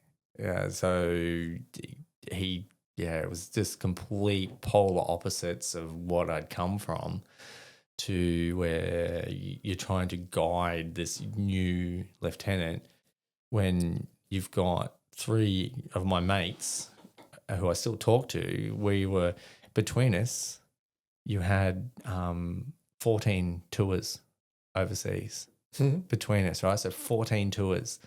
And you've got a sergeant who's got 2. And we're trying to give him this wealth of knowledge. You know, you've got Iraq, Afghanistan, Timor, you've got like multiple trips here. And he's like, the platoon sergeant's like, don't listen to them. They're just whinging. And we're like, mate, go and look after your Lance Jacks, mate. They're flailing right now, trying to, because we're not getting food. We have to live off ration packs, and we have to actually live like we're in a fucking fight. So we've got to ration everything, know what our water levels are at. They're struggling, mate. Go and help them. Let us do this element here. So the actual strategic element. Your time has come and gone, bro. Fuck off. So yeah, he was completely different. So it was I go from having the best tour to where I was like, this is fucking bullshit. Like it was, the pendulum swung. I was like, yeah, I'm on a high. Oh my God. What is happening? To where there was no trust. That's a military to a T there, right? Yeah. So it's fucking wild. But yeah, look, again, would I do it? Like if I ask myself, like my son asked me, would I do it again? Yeah, wouldn't change a thing because it's who I am. Did you let him join? No. No, not at the moment. I keep telling him, but I say to him, you can do whatever you want, right? I don't mind if you join the military, but what I'm going to try and do is I'm going to try and guide you in the sense that it's not what it used to be like.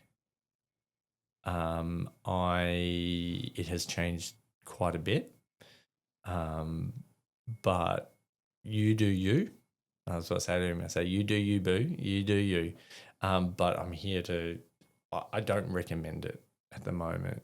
You know, there's so much cultural issues and leadership issues, and there are, don't get me wrong, there are really amazing pockets of goodness still in the military, right? It's like any big organizations. There's pockets of goodnesses and pockets of shit, right? So, but I say to him, choose wisely what you do.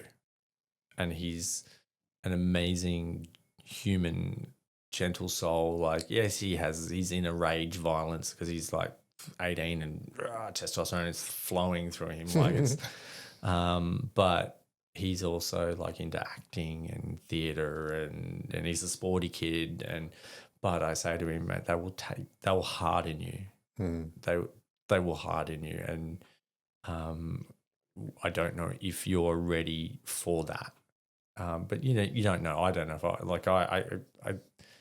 if he asked me a question, and I said to him, can you take someone's life? That's what I'm asking you. And he goes, oh, what do you mean by that? I said, I'll ask it again. When shit comes to shove, could you take someone's life? And he goes, I don't know. And I said, you can't go do what lots of me and my mates have done, because you're questioning it. I said, you have to not think about it and just do it. And he's like, oh. I said, so choose wisely. Go do something. You can do. I said, go join the Air Force. It's military, but not military. That's what somebody asked me about my daughter, and I was like, probably not, but maybe the Air Force. My daughter is tall. She's going to be my height, maybe a little bit taller. My son's ended. He's shorter than me. He's bizarre. He's like, what happened to me? But she's going to be tall, blonde hair, blue eyes. There is no fucking way I am letting her join the military. Right? Like I'm not even letting her out in life. She's becoming a nun. No. But it wasn't until I became a clerk so I started to see the other side of the military, like which was, it shocked me a little bit, like the actual harassment and the sexual trauma and some of the stories I heard, like young, like I work in like the APAC, which is APCU now, and I had a team of girls, right? So I was the only guy, right? And God, did I learn some shit, like, but it, about females, right? Like I'm thinking, fucking hell, like.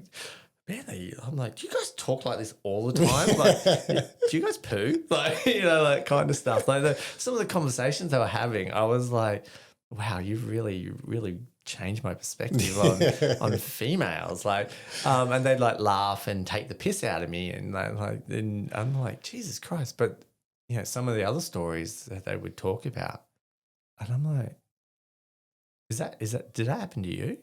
And they're like, yeah. And I'm like, holy fucking shit. I said, I gotta do something about this. And they're like, don't, you'll fuck my career. And I'm like, yeah, but, and they're like, you'll fuck my career. And I'm like, yeah, but this is fucking wrong. And like, but I'm like, that shit happens.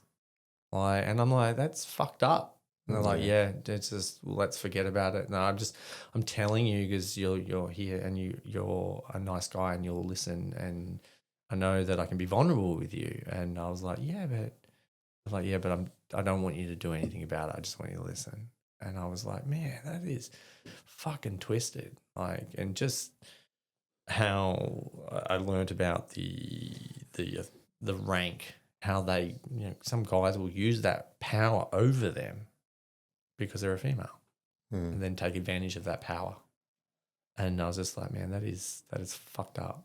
Yeah. So I learned the other side of the military, which was dark. And I was like, man, but it wasn't just boy on girl; it was girl on girl, like assaults. Really? And girl on girl assaults was like insane, as well. So it was both ways. And but yeah, I was just like, man, fuck. So that's why when I could talk about my daughter joining, I'm like, no fucking way is she joining the military, especially the army, right? Like all the Navy, like we hear about it on Trojans Trek, like, whew, being a female in the Navy, like, man, fucking hell, like some of the stuff that they talk about is, I just want to fucking cry, like, and just go, fucking hell, man.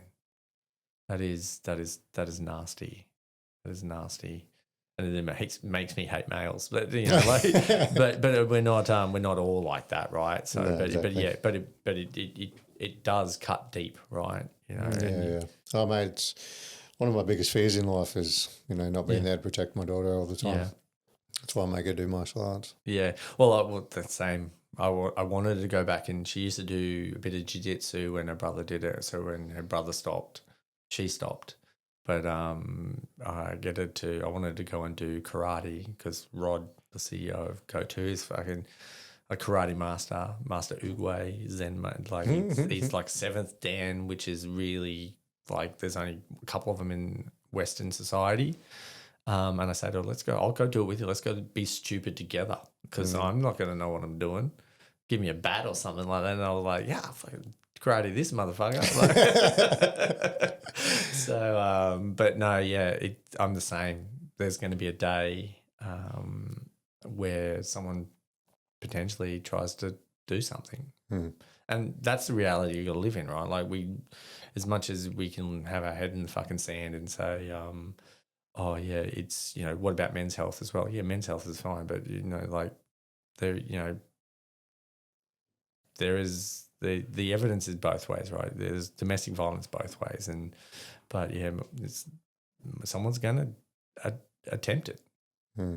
Yeah, at this point in my life, I don't think I've met a girl that hasn't had something happen in some way, shape, or form. No, that's phenomenal, right? Like, it blows my mind. I started asking female friends a while back because I started like hearing a lot of different stories, and then I was like, fucking, I might like just investigate a little bit, having a daughter. So I started asking female friends, like, oh yeah, 100%. This and this has happened. And I'm like, fucking hell. And I asked more people, same. I'm like, Yeah. oh God, she's doing fucking Muay Thai every day for the rest of her life. Yeah, exactly. She's going to a nunnery, like, so she's going to be locked up in the world. It's the scary part, and and like I look at Europe right now, and you look at some of the countries over there, and so a lot of my family from the UK. So and just the sheer like the gang rapes and stuff that's happening in the UK right now. Girls are carrying knives and stuff. Yeah, just to protect themselves, right? Like you're like, fucking hell, like what's happening to our society to get like that, but yeah, so becoming clerk, I saw lots of different sides of the military besides understanding policy, but I saw a little bit of a darker side that I wasn't really privy to because I was just around my mates, around the boys all the time. Around the boys, and but then I started looking at reflecting on a lot of some of my mates and going, fuck, oh, what was that story they were talking about? Like, oh no, actually I won't say that story because it's fucking twisted and dark, and it's getting to the end of the podcast. Yeah, getting pretty dark. No, yeah, getting dark. No, but it's it was early in my career, and it was horrible. Like once we learned what actually was happening. Yeah, right. So yeah, but it was Yeah, I guess you got to not laugh off stuff that. When the boys are telling a fucking yarn. Yeah, you start going, okay. You're crazy. Yeah. Oh, hang on a minute. Like, hang on. Who was this girl? When did this happen? Yeah. Is she okay? Is she alive? Do we have proof of life? Like, I shouldn't laugh about it, but it's... Yeah, I'm laughing at the absurdity of it, not at the victims of it. Yeah, but no, it's, again, we see it on Trojans Trek, and we've had a substantial amount of girls come through, and, again, what you said, they've all had something, but it's helping them, guide them through that. And we've now got a great group of girls on the team. We had one that was really influential all the way through it, and she's done a lot of hard work. And now they've seen her journey, and we've got a lot more females that now have put their hands up to come out and help, because I think it gives a good balance, a really, really good balance on Trojans, like flip it back into what we do in the positiveness. I think guys need to hear the stories, but not take it on personally, but just acknowledge it like what we're doing here and saying, okay, cool, this shit happens. And I think the fastest way to build a moral, ethical male is to allow them to experience that and hear those stories, to then, it's not invoke a bit of a martyrism into themselves, but invoke that protection, but not the overprotection of the conservative approach, but just invoke that, hey, that's shit, but I need to help and come out and protect, and this is wrong, and speak about it, but also acknowledge it, but also look at the balanced approach as well. So it's good to invoke that. Yeah, for sure. Bring some awareness. Yeah. Cool, anyway. Man. How do people get on Trojans Trek? So simply go to our website. There's upcoming treks. Click on the expression of interest. Apply. I know that March is full, so we've got one in a week and a bit, and then we've got one in March. So the next 3 are done, so we're full. I think you applied for one, haven't you? Did you? I put in an EOI. I haven't had anything back. Oh my God! Which one ghosted me? Did they really? Harley. Oh my God! So I feel so bad now. Anyway, oh shit! No, I don't look after that. So I will take ownership of that because I actually asked you to do it. So anyway, there'll be a phone call happening after this. No, so March filled up like that, and so did June. So but we've got slots on September and October left. Yeah, I put in for September. Yeah, okay. So I will get them to chase you up for this. But yeah, so you just go to the website. We've also got potentially really something. We've got Kokoda as well this year coming back in. So we're going to go back and do that again. We did it last year and it was really exciting, and, it was fucking hard. It was really fucking hard. Like, it was really fucking hard. And we're going to do some really cool things for the locals this one, and hopefully we can do it every year as a bit of a fundraiser for us to bring in some cash and to make sure our events run. But we also, talking with the department as well to see if there's ways of getting funding opportunities through the department and sharing results, and obviously de-identified results, like just going, here's this name, but no, showing them the data. That's what we're really starting to do, is show them the data of that positivity of the reframing and the outcomes, and which they're really interested in, because I don't know anyone's doing it. Because they said to me, why are you doing this? I said, because we need it. So the department's really interested in the reframing, rehabilitation, repatriation model at the moment. So that's why, if you follow DVA stuff, you would have seen a lot of posts starting to come out from the department around, this is how we can rehabilitate you, this is how we can get funding for you, this is what exists, because they are aware of that narrative as well, of the brokenness, and that's not what they want to be about. They want to be about getting people better. Yeah. Right. And there's still going to be the haters, right? There's still going to be the haters that turn around and say, yeah, but I've got my fucking claims. I'm like, yeah, cool. They're trying to do that. Stop putting in bullshit and just put in the main shit, and we'll speed up the process.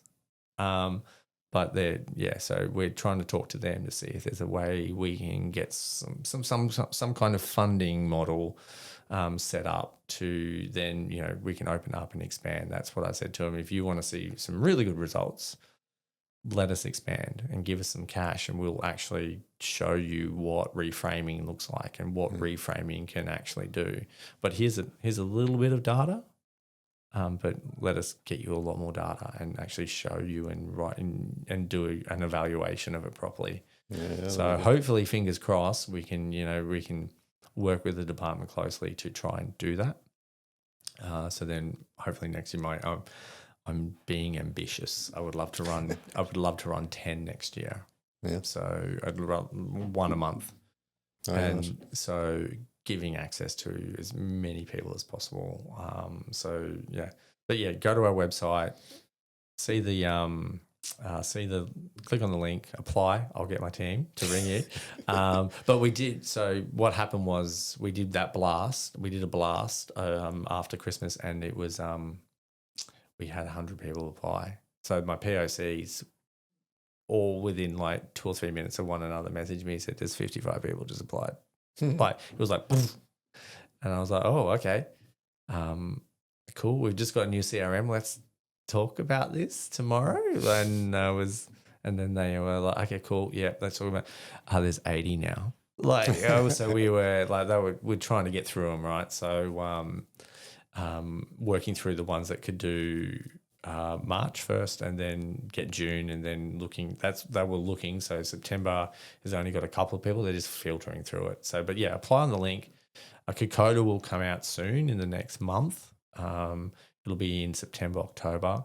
So there'll be slots for that. We expect, what we're asking for people is to raise money for that. So $6,500 per head. It'll be fully funded, but that money that they raise will go to supporting Trojans Trek and all our events and stuff like that. Cool. So that's how you come on board. Come in. It's gonna, like, again, it's a little time away. It's bush. Yeah, it's great. It's fun. If you want to lose weight, you're not going to lose weight because we cook up a feast. There's breakfast, morning tea. There's lunch, there's afternoon tea, and then there's dinner. So it is, and they're big meals. Breakfast is a big meal. Full 24-hour one-mans. Yeah, 24-hour one-mans. No, we've got one of our guys who's an Italian chef, and he's he talks like this. Yeah, he does no shit. Like he's and he rules that kitchen, but he can cook. Like he can cook. Like I do a 24-hour fast, maybe longer on the trek. Because I can't eat that. I can eat, but I can't eat that much food. Like I feel physically sick. Like, guys, don't eat for 24 hours. Everyone's like, I'm like, and I'm not hungry because I've eaten so much food for the last couple of days. I'm like, I can't do any more. I'm full. So, but yeah, it's a good time away. Yeah, sounds good. Looking forward to it. No, it's all right, man. Cool, man. Thank you. Well, thanks for coming on. Thank you. Great chat. No, too easy. Thank you. You Cheers, come bro. for a soak? No. Yeah, what time are you going? I think we're going to be there for about 2. So 2. I think we're going to do an hour. I'm not too sure. I'll talk about it after this. Yeah. Yeah, thanks for coming on. Been my first episode man. in the new studio. Yeah. I wonder how long that's going to take before someone tries to nick it. I got to get through my impenetrable security first. Yeah. So, but no. Thank you for having me, Cool. bro. No worries, bro. Cheers. See ya. Thanks, guys. Bye. The Grey Man Podcast is a veteran-run platform dedicated to sharing authentic experiences from current and former service members. These stories are shared to foster connection, understanding, and support within the veteran community. Episodes may contain raw, emotionally charged content that some listeners may find distressing. Listener discretion is advised. The views and opinions expressed by guests are their own and do not necessarily reflect those of the Grey Man Podcast, its host, or affiliated partners. The Grey Man Podcast assumes no liability for any statements, opinions, or representations made by guests during interviews or discussions.